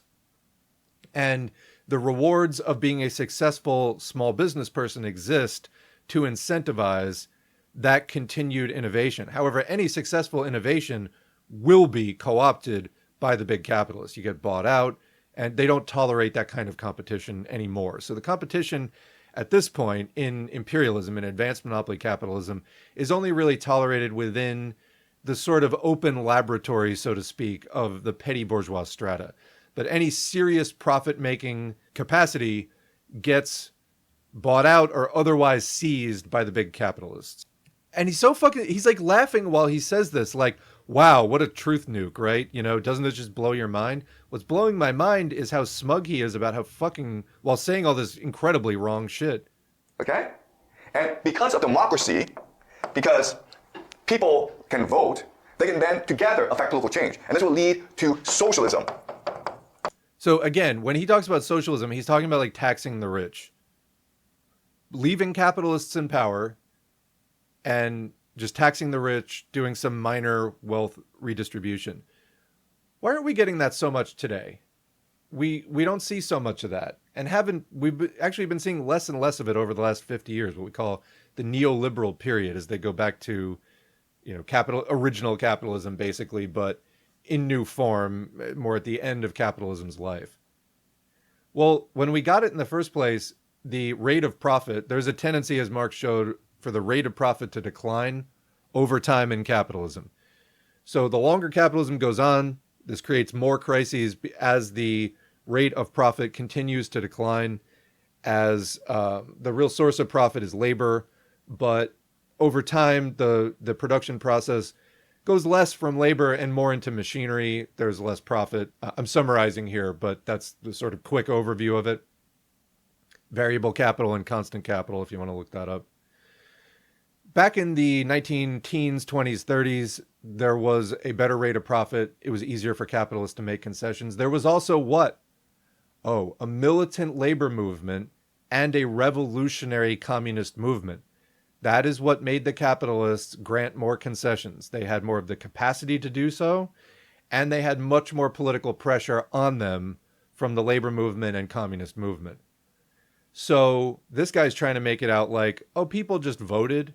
Well, wait a minute. No, in a bunch of countries, they went fascist and pulled back all the democracy. How do you account for that? Like, this is such a shit explanation of everything he's talking about.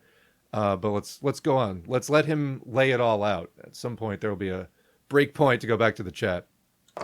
What is socialism? Socialism is just a redistribution of wealth. So again, I just have to make the point, for anybody confused about this, when Marxists talk about socialism, Marx used the terms socialism and communism interchangeably.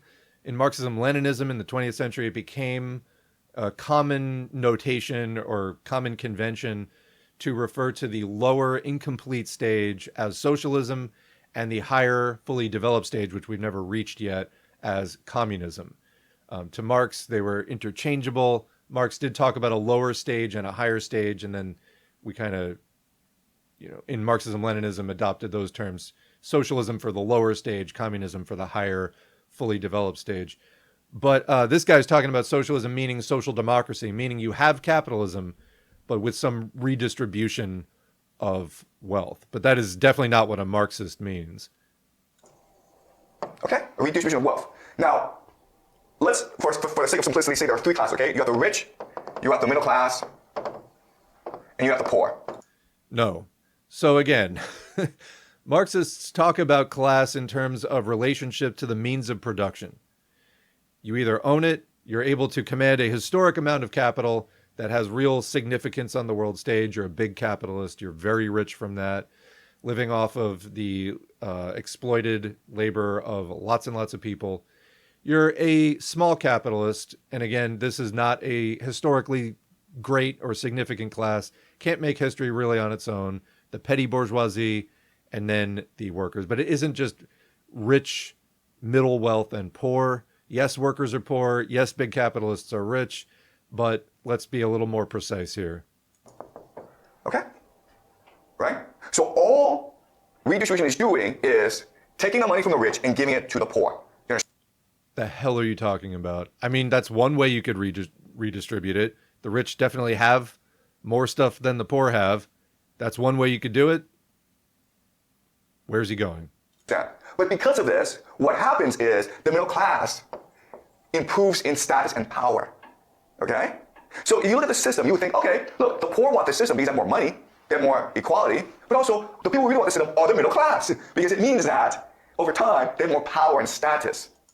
He's totally losing me. If you're saying that the middle class grows because you gave the poor money, doesn't that just mean that the poor shrank in size and the middle class grew numerically? But how does it logically follow from there? He's saying that the middle class is growing in status. Okay, I don't even know what point he's trying to make here. Than the rich, right? And this is a pretty powerful correlation. That's why socialists believe that over time, this is a natural evolution. And this is true for most of human history, right? So this is true for okay, whoa. I got to back this up. My brain is rotting here, but let's, for the sake of simplicity, say there are three classes, okay? You have the rich, you have the middle class, and you have the poor. Okay? Right? So all redistribution is doing is taking the money from the rich and giving it to the poor. You understand? But because of this, what happens is the middle class improves in status and power. Okay? So if you look at the system, you would think, okay, look, the poor want the system because they have more money, they have more equality, but also the people who really want the system are the middle class because it means that over time they have more power and status than the rich. I'm not even really following what he's saying there, honestly. I mean, I get what he's saying. I don't know why he's saying it at all. So I'm not really following his logic in what he just said, that the middle class has more status than the rich. Like, in what sense? What are you talking about? Right? And this is a pretty powerful correlation. That's why socialists believe that over time, this is a natural evolution. And this is true for most of human history, right? So after World War II. Okay, whoa. That this is a natural evolution. Well, what about all the times that the capitalists resisted attempts to redistribute wealth? Like, I don't know, right now, or prior to the revolutionary movement making real gains. So definitely it does not seem like the natural tendency is for the rich to just start giving away their stuff. That does not follow at all. Then he says, for most of human history, and then he says since World War II. I'm pretty sure most of human history goes way further back than World War II. Europe didn't become communist, it didn't become capitalist, it became socialist. No, Europe was definitely capitalist after World War II. He's trying to say that social democracy or regulated capitalism is a different system than capitalism. No, the capitalists were still in charge. They just had a counterpower that was threatening to do strikes, that was maybe even threatening to do revolution if the capitalists got too out of line. And you had the Soviet Union right there threatening, and the Eastern Bloc threatening, hey, this could happen to you, do what we say. It wasn't a separate system. It was just capitalism trying to, put on a human face and pretend that it was going to deliver more equality. What happened after the Soviet Union was destroyed? We've seen austerity. What happened after 2008? Austerity, severe austerity. We're at what's happened since the pandemic and the crisis we're in now, even more austerity. So, nothing about what he's saying is true. It's just not true. It had a very strong welfare system, okay? So just the natural course of human history, socialism will become inevitable. Yeah, but okay, none of that was even natural or inevitable. It happened because people struggled for it. And again, it happened because there was a revolutionary threat behind it. Nothing about that is a natural evolution. In fact, the very thing that he's saying is a friend of capitalism, communism, was the main threat backing up the demands of the movement for reforms. There's nothing just natural or inherent or happening on its own about that at all. It doesn't make sense to you guys, okay? Because this is the majority of people. But Marx had problems with this, okay? Marx says, okay, all right, the major problem with this is false consciousness. I'm not really sure where he's going with that. False consciousness, Marx said, is when people don't have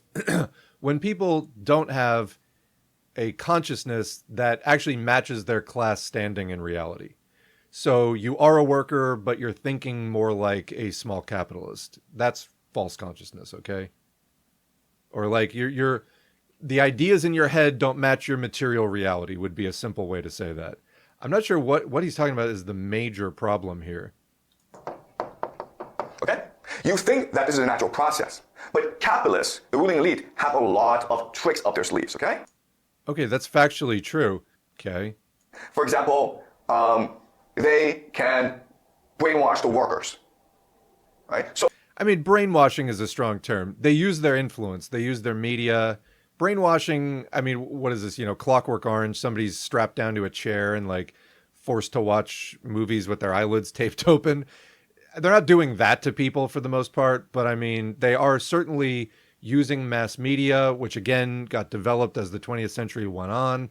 Newspapers, radio, then later television, now the internet, virtual reality even. I mean, they're really developing a lot of forms of media where they can put out capitalist messaging. It's not really brainwashing. It is influence, though.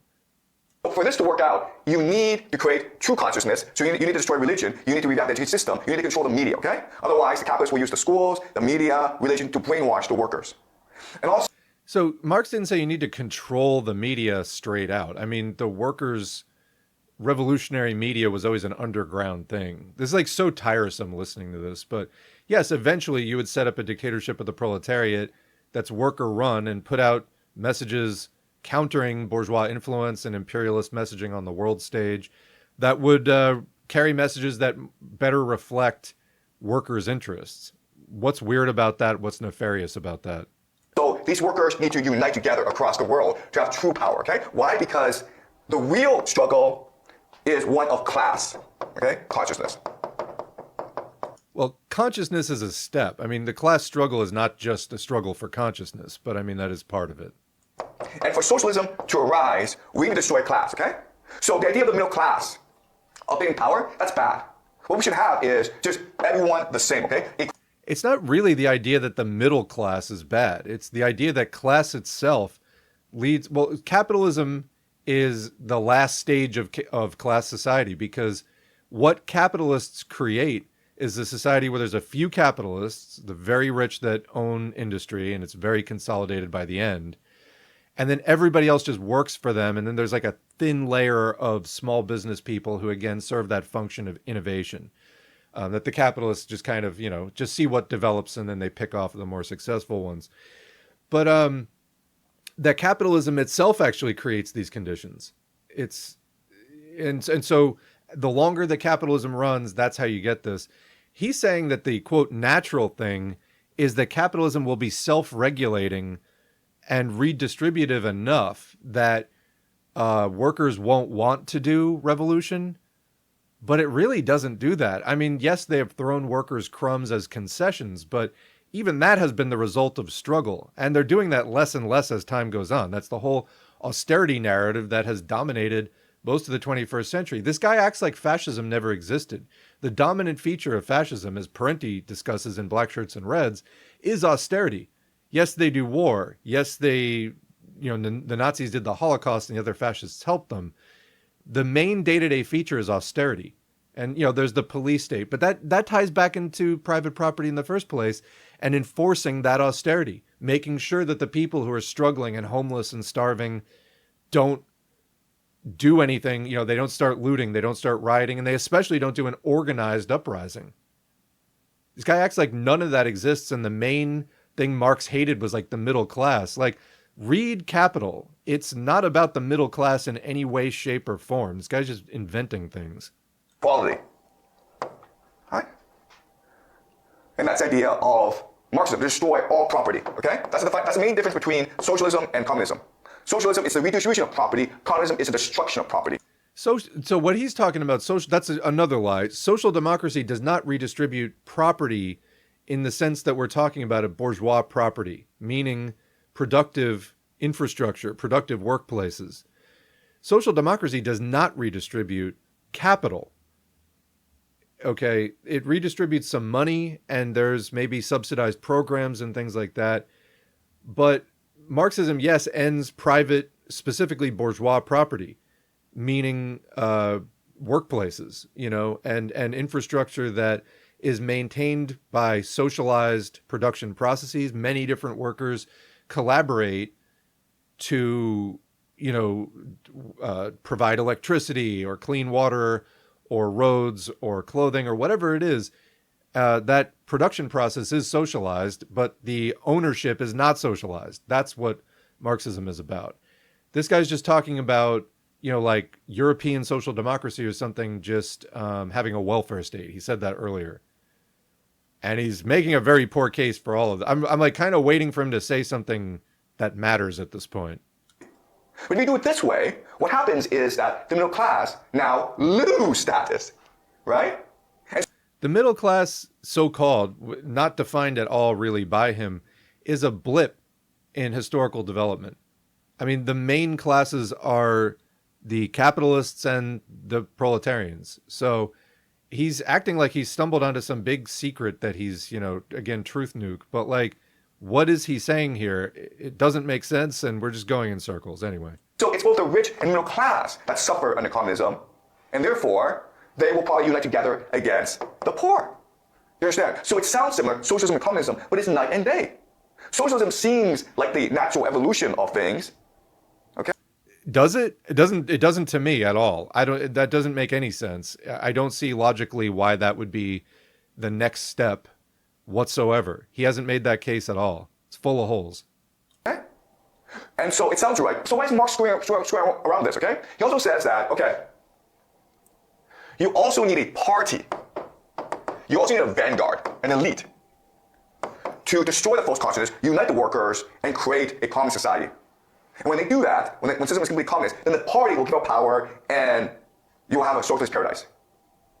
But then the question then is, why does the party give up power? Right? So if the party is capable of creating consciousness, why don't they just switch to a different false consciousness? Okay? So the problem with Marx is that it's working on socialism and making it more extreme. It's also making it more confusing. I thought he was just making the case that what he was saying had nothing to do with social democracy, what he's calling socialism. From his description, social democracy is redistributing property, which it isn't. And then that Marxism is trying to abolish private property. Well, that sounds pretty different to me. And then he's saying that, well, once the party exists, it doesn't want to give up power. We have never gotten anywhere near to the point, because the revolution stalled, to the point where the party was no longer necessary. We've never gotten anywhere near that point. Only a third of the world, and mostly the less developed world, had gone socialist.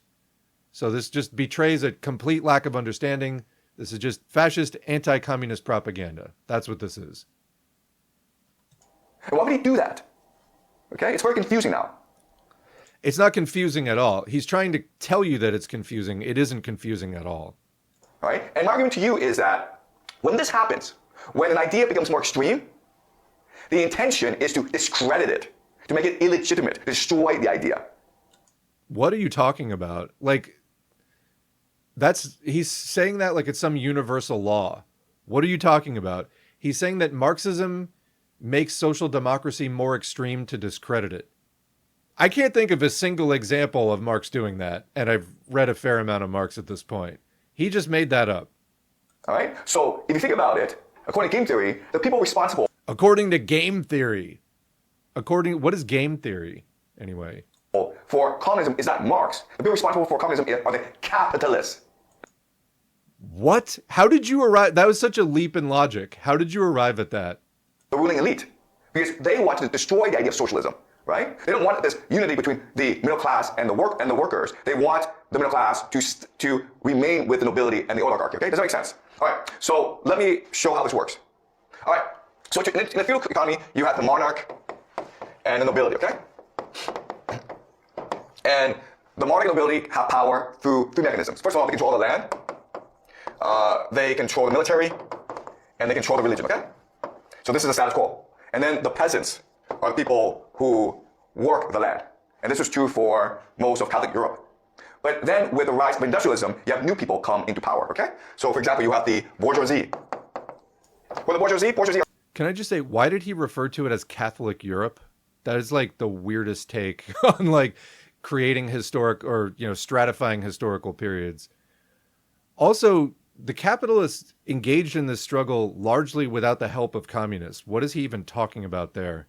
Just the capitalists, the factory owners, okay? And because of the bourgeoisie, you now have the workers. And then because of this industrial economy, you have the middle class.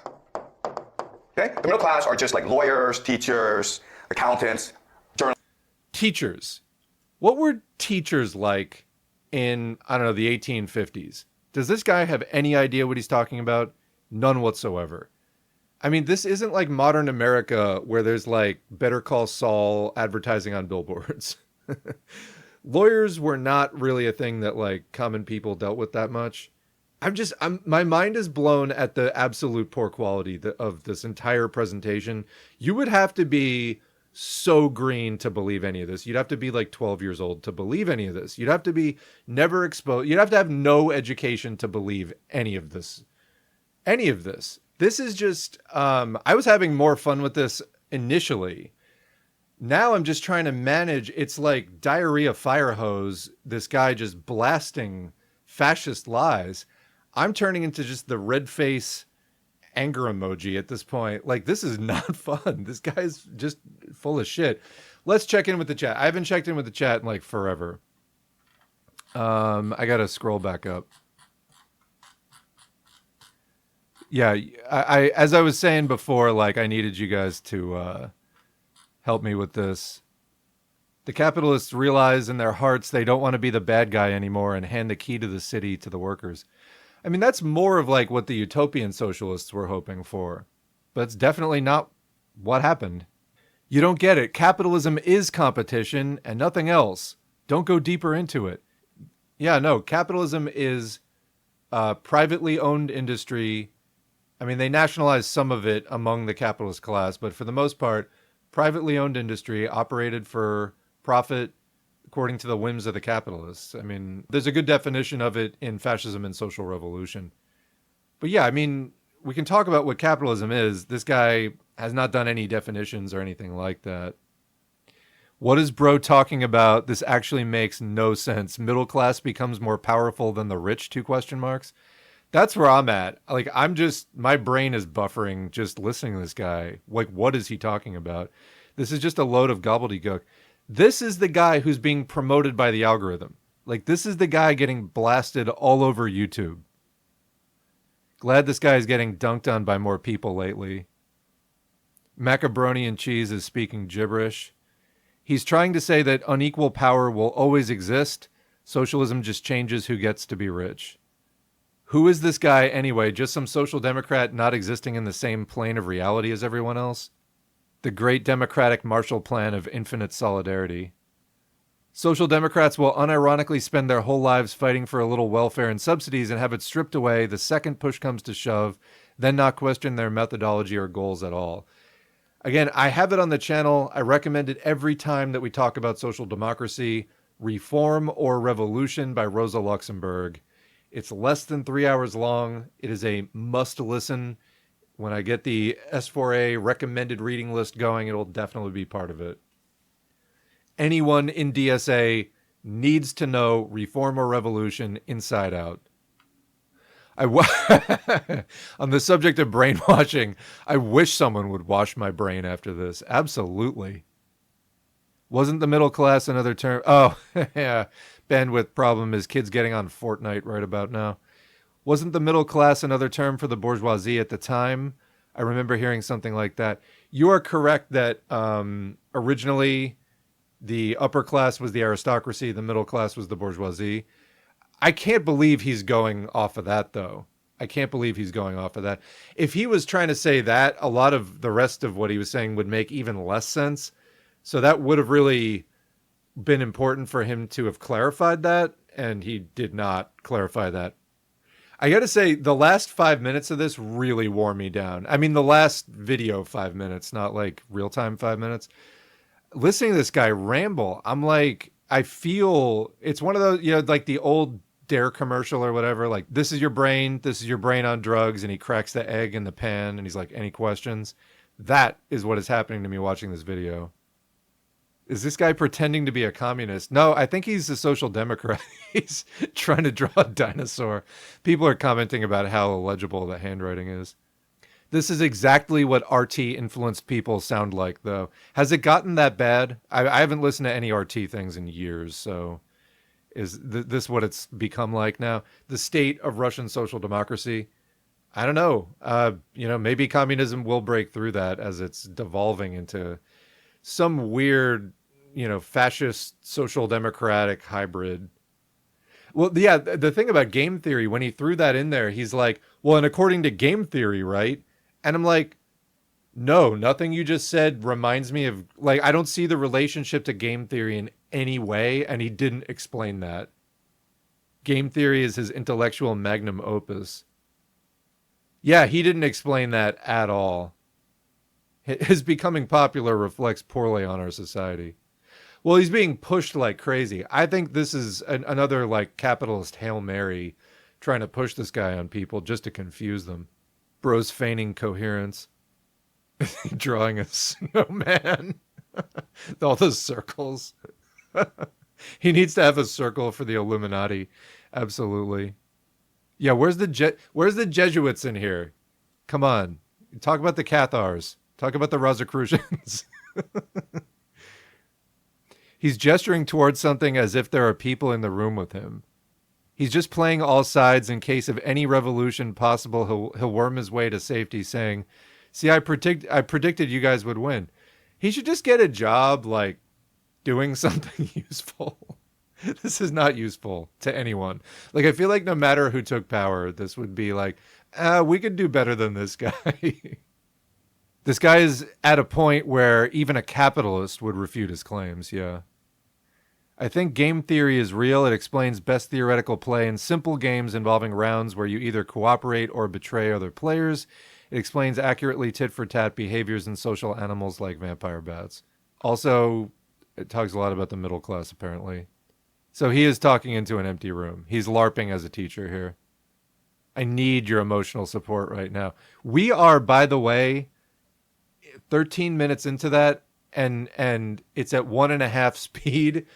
So that is actually 13 plus half of 13 of the original video. We're going to keep going. We are going to keep going. Yeah, it's conspiracy theory grifting, absolutely. Protein Shake is explaining his Benadryl-driven hallucinations. DSA will read Reform and Revolution, then start doing purges. He's a CIA psyop, I'll believe that. Jiangist moderate thought. Reform or Revolution is also good for understanding the difference between tactics and strategy. I was reading it with my Green Study group. Good for you. Yeah, that's like I said, DSA, but Green Party too. Stock up, read Reform or Revolution by Luxembourg. Very important text to understand. We're 5 minutes in. We're still all confused. Drew a penis too. Is that what this is really about? All of his bubbles and things actually add up to subliminal messages as visuals. We're so fixated on the nonsense he's saying verbally, we're just totally missing. It's slipping right into our subconscious what he's actually drawing in the shapes of the words that he's putting on the board. I see so many liberals talk about game theory and information theory as catch-alls for stupid politics, yeah. If you had to choose one to be your mentor, this guy or Jordan Peterson? This guy, I would pick this guy because Jordan Peterson, he's cooked. He is so done. I think Jordan Peterson, his brain is just meat. If you were to do a craniotomy, there's just 3 steaks attached to the top of his brainstem at this point. There's just like Worcestershire sauce leaking out of his eyes at this point. This guy, I would love to at least pick his brain on some things, ask some questions like, what the fuck are you talking about? Like, where did he come up with any of this? I would love to see somebody like actually sit down and go point by point, just like we're doing. Wait, no, you just said XYZ. Explain that. Support that point. That would actually, I think that would be fun. What's less fun for me about doing this response video and trying to, debunk this or whatever for the audience is like, he's like a freight train of bullshit. Like he is just going and going and going. It's not even amusing. It's like actually kind of like wearing me down. Revisionist maxing. No, he's in a different ballpark. Yes, he did get interviewed by Mehdi Hassan. Yeah. Communism is when capitalism. What if Dugan played Magic the Gathering? John Kiriakou recommended this guy, so he is CIA. Jimmy Dore. I just remember Jimmy Dore pushing that guy. He is some anti-Marxist, self-proclaimed professor with a false conception of game theory up his sleeve. CIA not hiring competent people nowadays, huh? If you if you nod and say right, you get an A in this guy's class. That's all he really wants. He just wants validation. He's like, This whole thing came out of, this is what he was trying to write articles on back in the day. Nobody would publish them. And just what we're seeing here is revenge. I just want to say I really appreciate your commentary on people like this, because I actually used to think this guy was smart for a while. Absolutely. You can't DM me on Blue Sky? Am I following you? Why can't you DM me? People can DM me on Blue Sky. Try again. Yeah, I am looking forward to the Professor Jiang RFK Jr. collab. That's going to be good. Brandolini's Law. The amount of energy needed to refute bullshit is an order of magnitude bigger than that needed to produce it. It's what we're all about here, though. The thing is, like, once you learn Marxism, like, you're good for a while. It is really like a meta toolkit for understanding so many other things. All right, caught up with the chat. I'm renewed. Spirit is refreshed. Let's go back into the... Oh, no. I just lost it again. All right, I'm just going to press play, trusting everything will... here we go. As people who support the industrial economy, right? Now, when this happens... And I just have to say, I think what's wearing me down so much is I'm having to stop him like every 5 words. I will try to let it go for a little bit longer. Maybe we'll get through more of this. When you have a new groups of people emerge, you now have tension and violence, okay? And this is ultimately what led to the French Revolution. Where the new order, okay, these people worked together to overthrow the old order. And this led to the Napoleonic Wars. 7 wars fought between France and everyone else, okay? And that led to the deaths of millions, tens of millions of people in Europe. It was a deadly war. And after Napoleon was defeated, all the leaders, the nobility of Europe got together and decided that from now on, we will no longer fight war. Okay? They created something called the Concert of Europe. The Concert of Europe is basically these different monarchies agreeing to resolve the differences over negotiations rather than on the battlefield. So think of it as the United Nations, okay? And it worked. I need the chat again. I need the chat. Please help.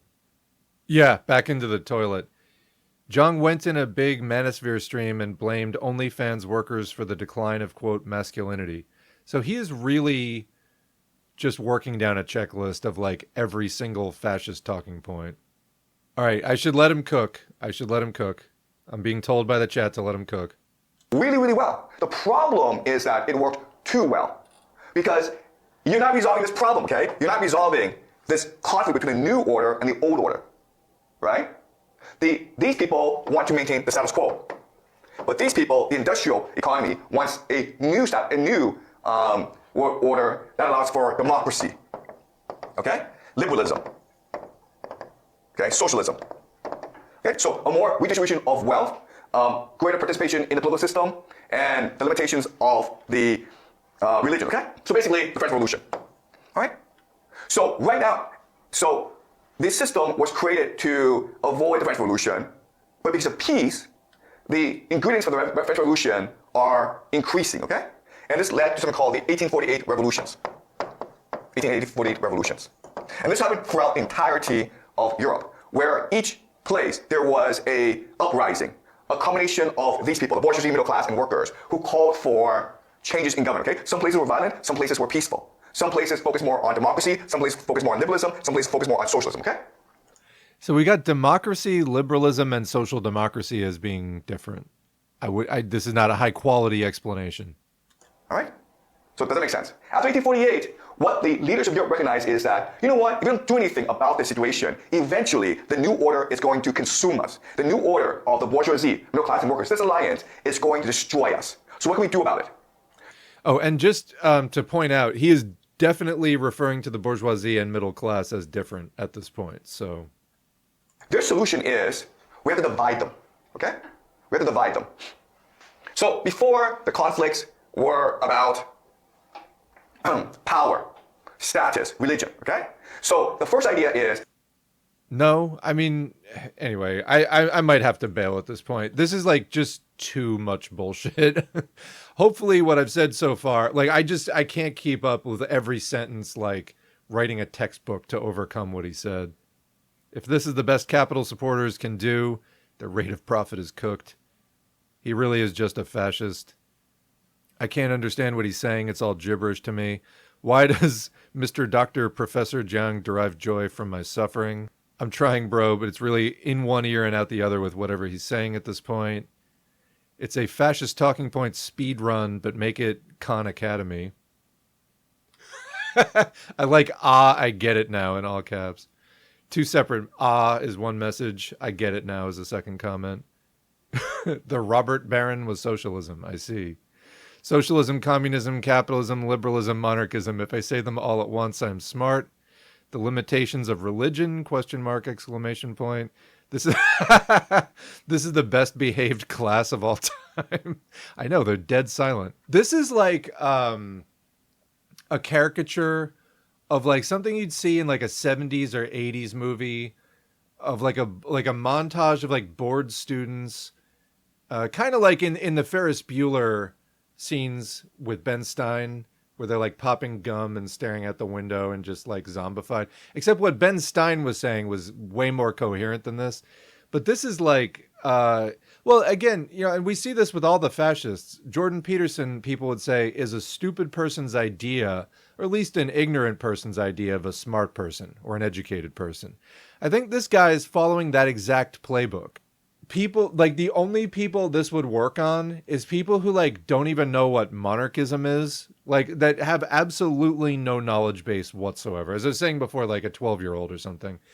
The only people this would work on is people who have like absolutely no knowledge whatsoever. And so again, it's like stupid person's idea of a smart person.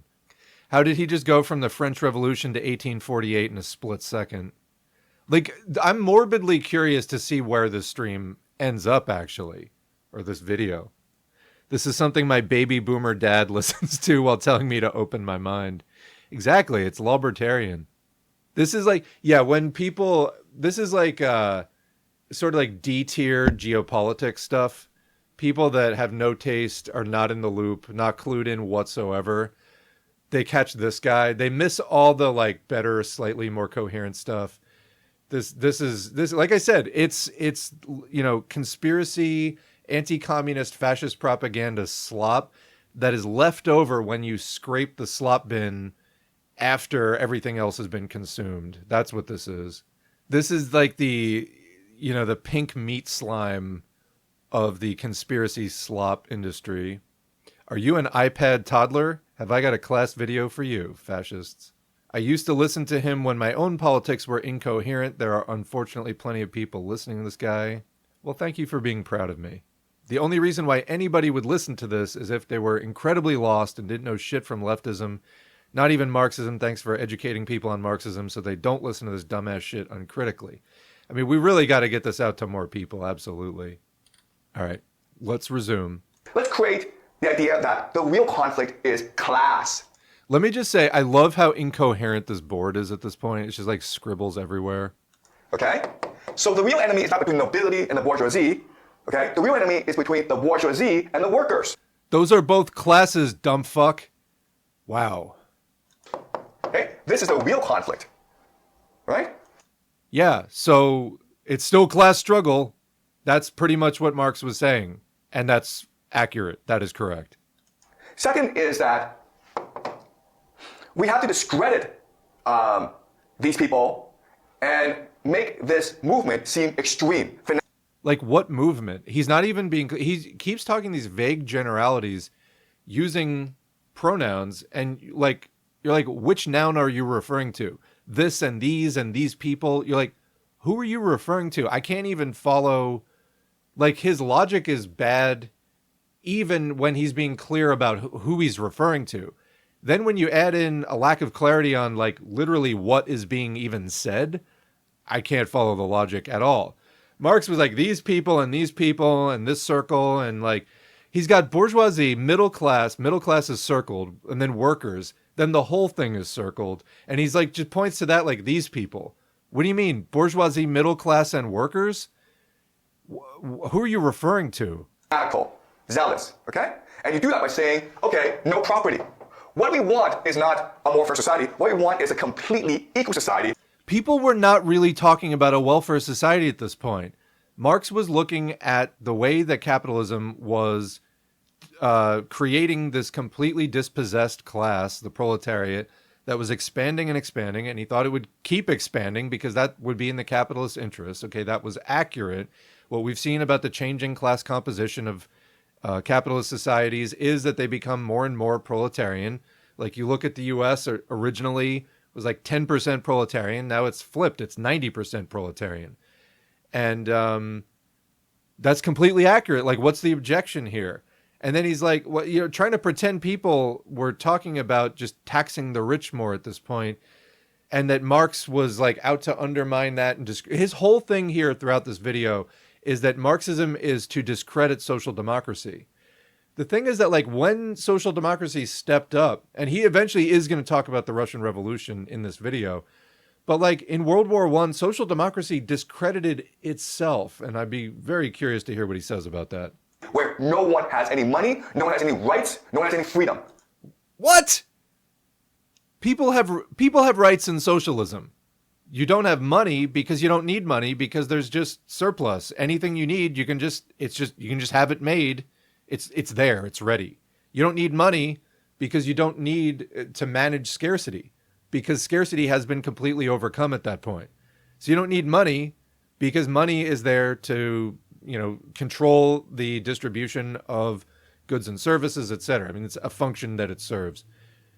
And this guy's like, and you have no rights. Whoa, threw that one in out of left field. What is the motivation for saying that? That in Marxism you have no rights? Why would Marx advocate for a system where no one has any rights? Why would anyone advocate for a system where no one has any rights? Why would you even say that? That isn't true. That isn't how communism works. You have rights in communism. What are you talking about? Please back this up with some kind of evidence. Communism, okay? And again, China is letting him put this shit out. Did they lose a bet? Like, what happened here? And the third way you legitimize it is say that this is an international conspiracy. Hey guys, Jews. These communists are a secret society who want to take over the entire world. Wow, he just went full Hitler right here. He just went full Hitler. So it's not... Oh, so that answers my question about why would anyone advocate for a society with no rights? Oh, because it's the satanic conspiracy of Jews is what he's saying. That's his position. I'm starting to get it now. He's a fucking fascist. He's a fascist. You want to know what fascism looks like? This guy is a new face of fascism.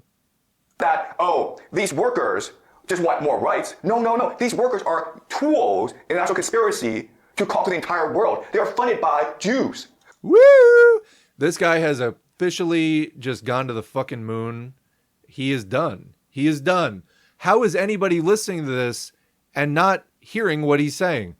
I mean, this sounds to me like he's saying this as his actual position, not like somebody was saying this about communists. I'm pretty sure he just said that fucking communism is a Jewish conspiracy to deprive everyone of their rights. Did he or did he not just say that? By capitalists, by the British. Okay. Wow. I'm stunned that this guy is just getting up there and saying this. Okay? But they're not Germans, they're not French. They're not us. You understand? So you think about it, communism was a psyop. Okay?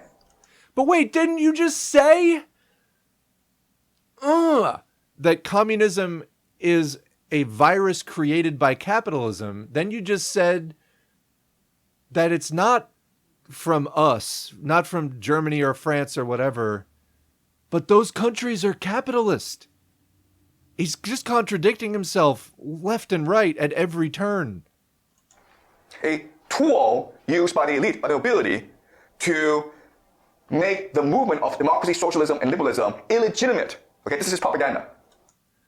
That is not borne out whatsoever by reality. So he's saying, not that it's the capitalists who created communism, it's the outgoing feudal nobility that did it.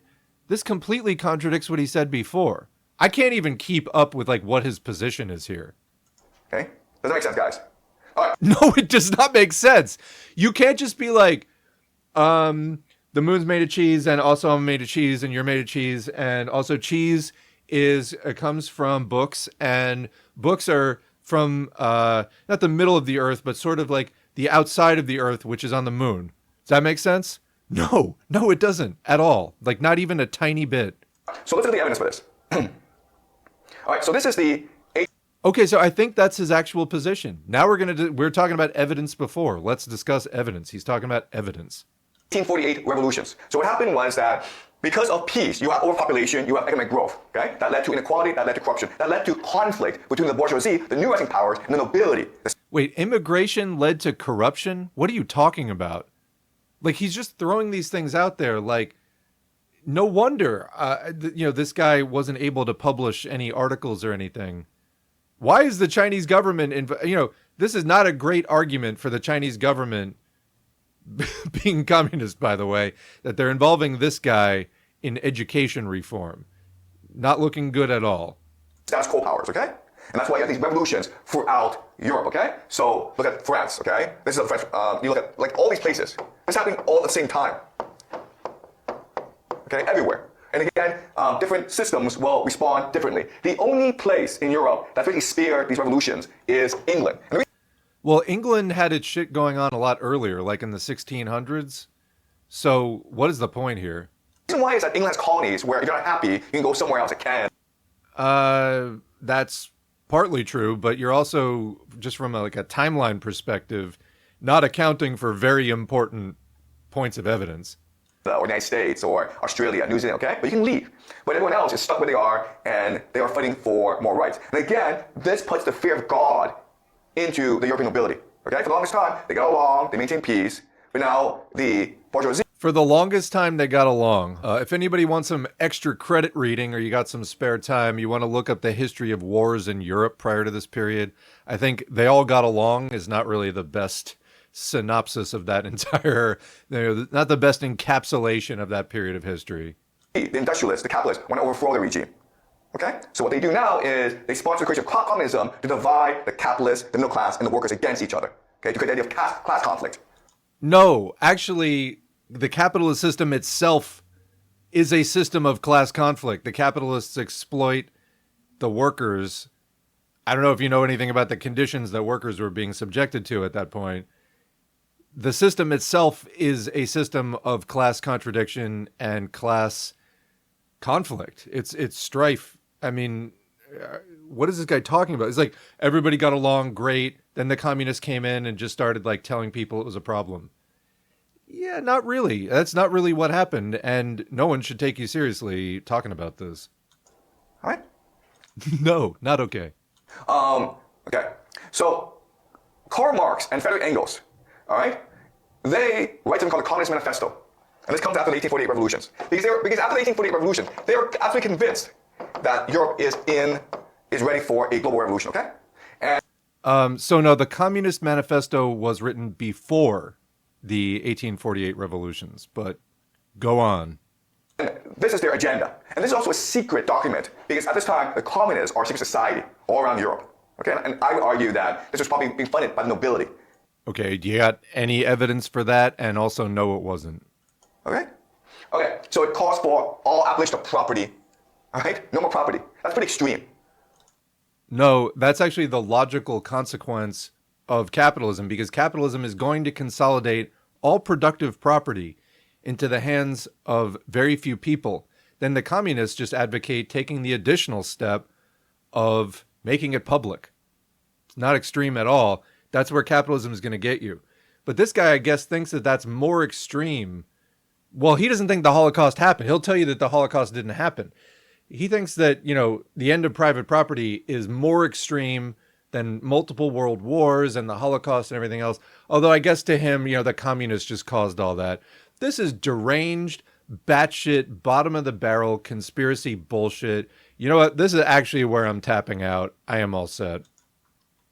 All right. The stream has to end sometime, and I think the vomit just finally got high enough in my throat that I think I'm all set. So let's catch up with the chat, and then we will be out for today. Maoists say that Hojo was, quote, dogmato-revisionist. So that's when people call Hojo revisionist. That's what it is.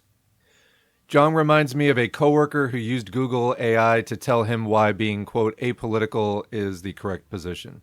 Well, and then what is being, quote, apolitical in actually a time of strong political currents? how do you end up being at that point? You're just going to gravitate toward whatever is most dominant, the status quo, because rising above that actually requires a lot of critical thinking and a lot of effort in terms of just not accepting the slop that the ruling class is putting out. So you're just going to, when people say neither left nor right, it's always parentheses right. You end up on the right because that's what's dominant. Yeah, being quote unquote apolitical, you just get caught up in whatever's dominant. And you won't even be able to recognize that that's why you have adopted that position. My dad once used AI to look for anti-communist talking points, but it only gave him ones he had already used. He has used all of them, but is petty bourgeois, so he won't change. I mean, these people really think the system has a future at this point. Look at the extremes it's going to maintain itself. Capitalism is dying. Manifestation of... yeah, Jiang is a manifestation of AI-induced delusions. Yeah, this is like AI psychosis personified, basically. You know what's extra funny about this? He's 100% improving. There's literally no other way to pull this off. If he had a script for this, that would be impressive, yeah. Freedom for whom? Oh, everybody, gestures hand.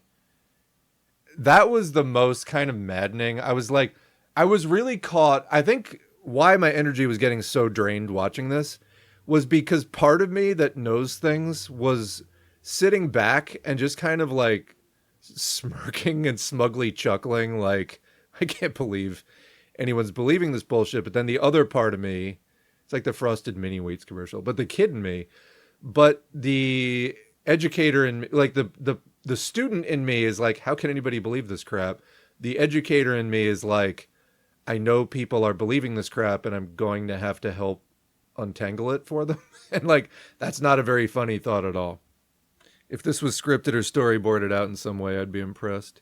Socialism is when no freedom. Yeah, so true. Yeah, you don't have the right to exploit people. But see, they don't believe employment is exploitation because they fundamentally don't want anything to do with the idea of like surplus value extraction, etc. It's all fair and square, folks. Don't listen to those satanic Marxists. Yeah, Marx, but then again, Marx was rich. Are you not listening to this guy? Human rights in capitalism are a sham. Capitalists will say you don't get rights in communism. Meanwhile, ICE is kidnapping children from schools and they supposedly care about so-called human rights. Trump was just on the other day asked about doing universal childcare, and he's like, we can't do we're not doing childcare.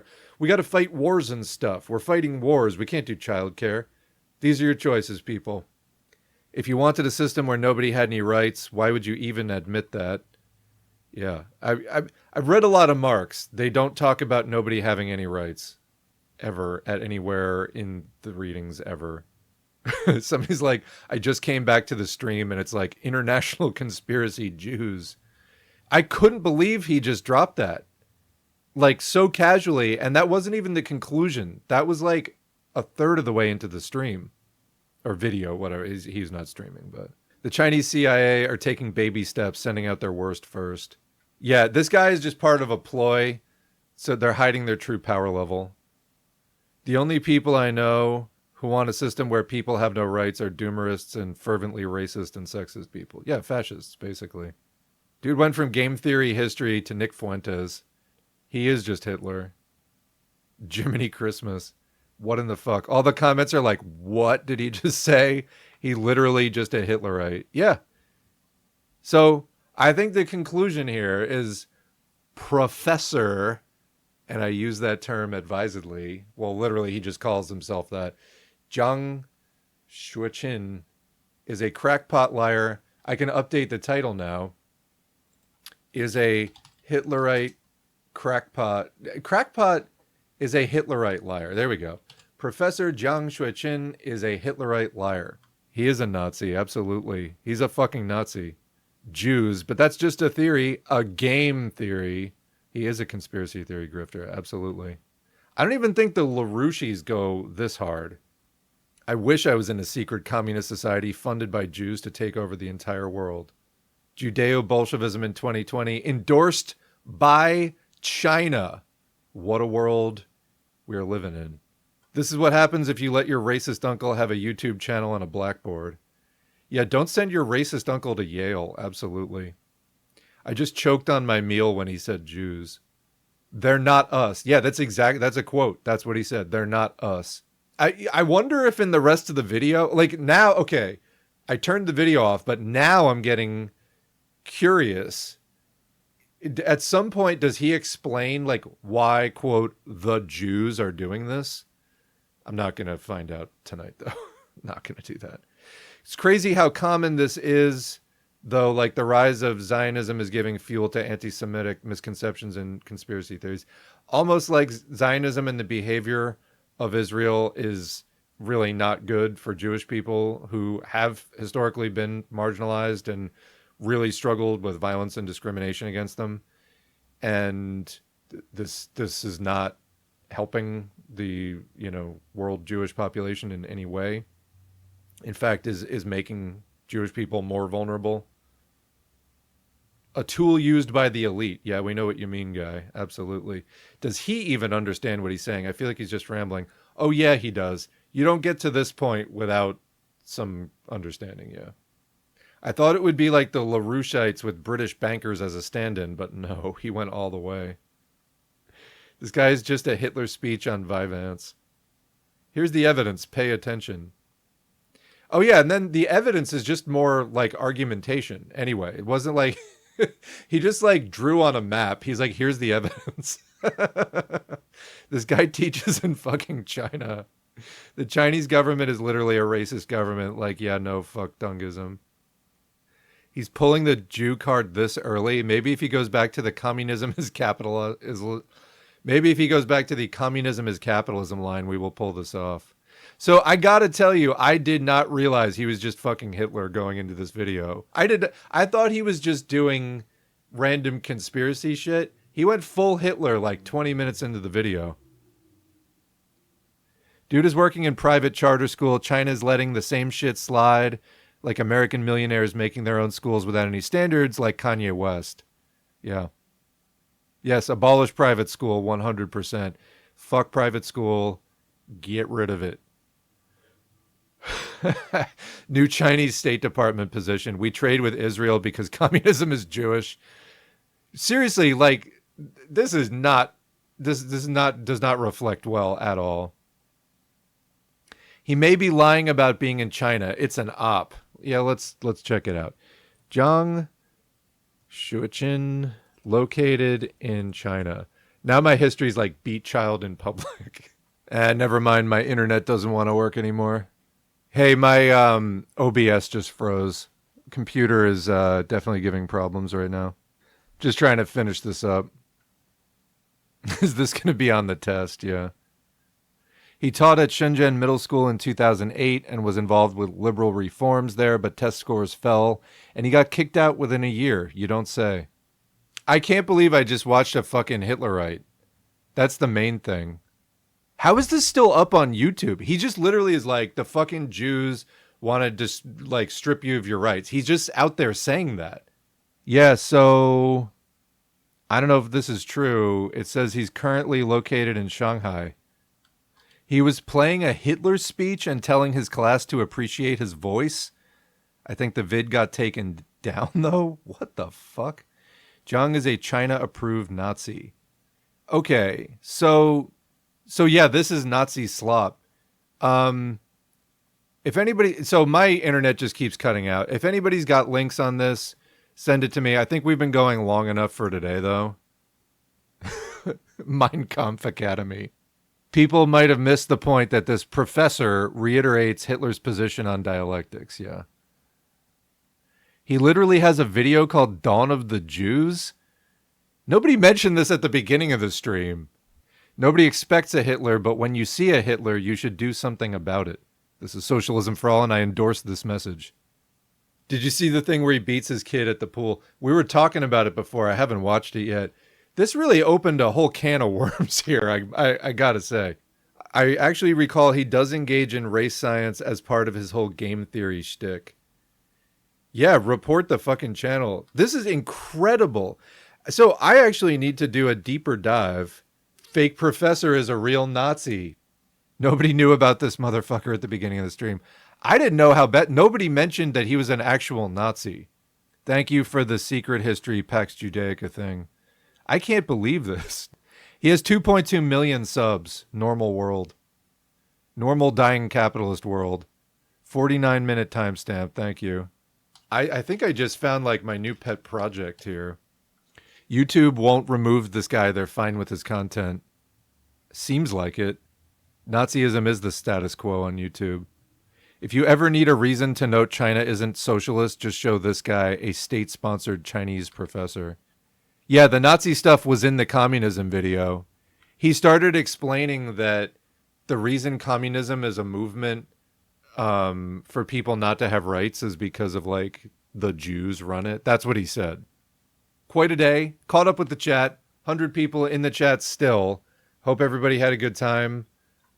I'm reeling from this experience. That was really something. I don't even know what to say. Thanks again to everybody who showed up today and helped to make this what it is. Comments under the Dawn of the Jews video are atrocious. I would kind of expect them to be. Yeah, actually. Fascism's a real problem, folks, and it's coming from various corners of the world, let's say. Woo!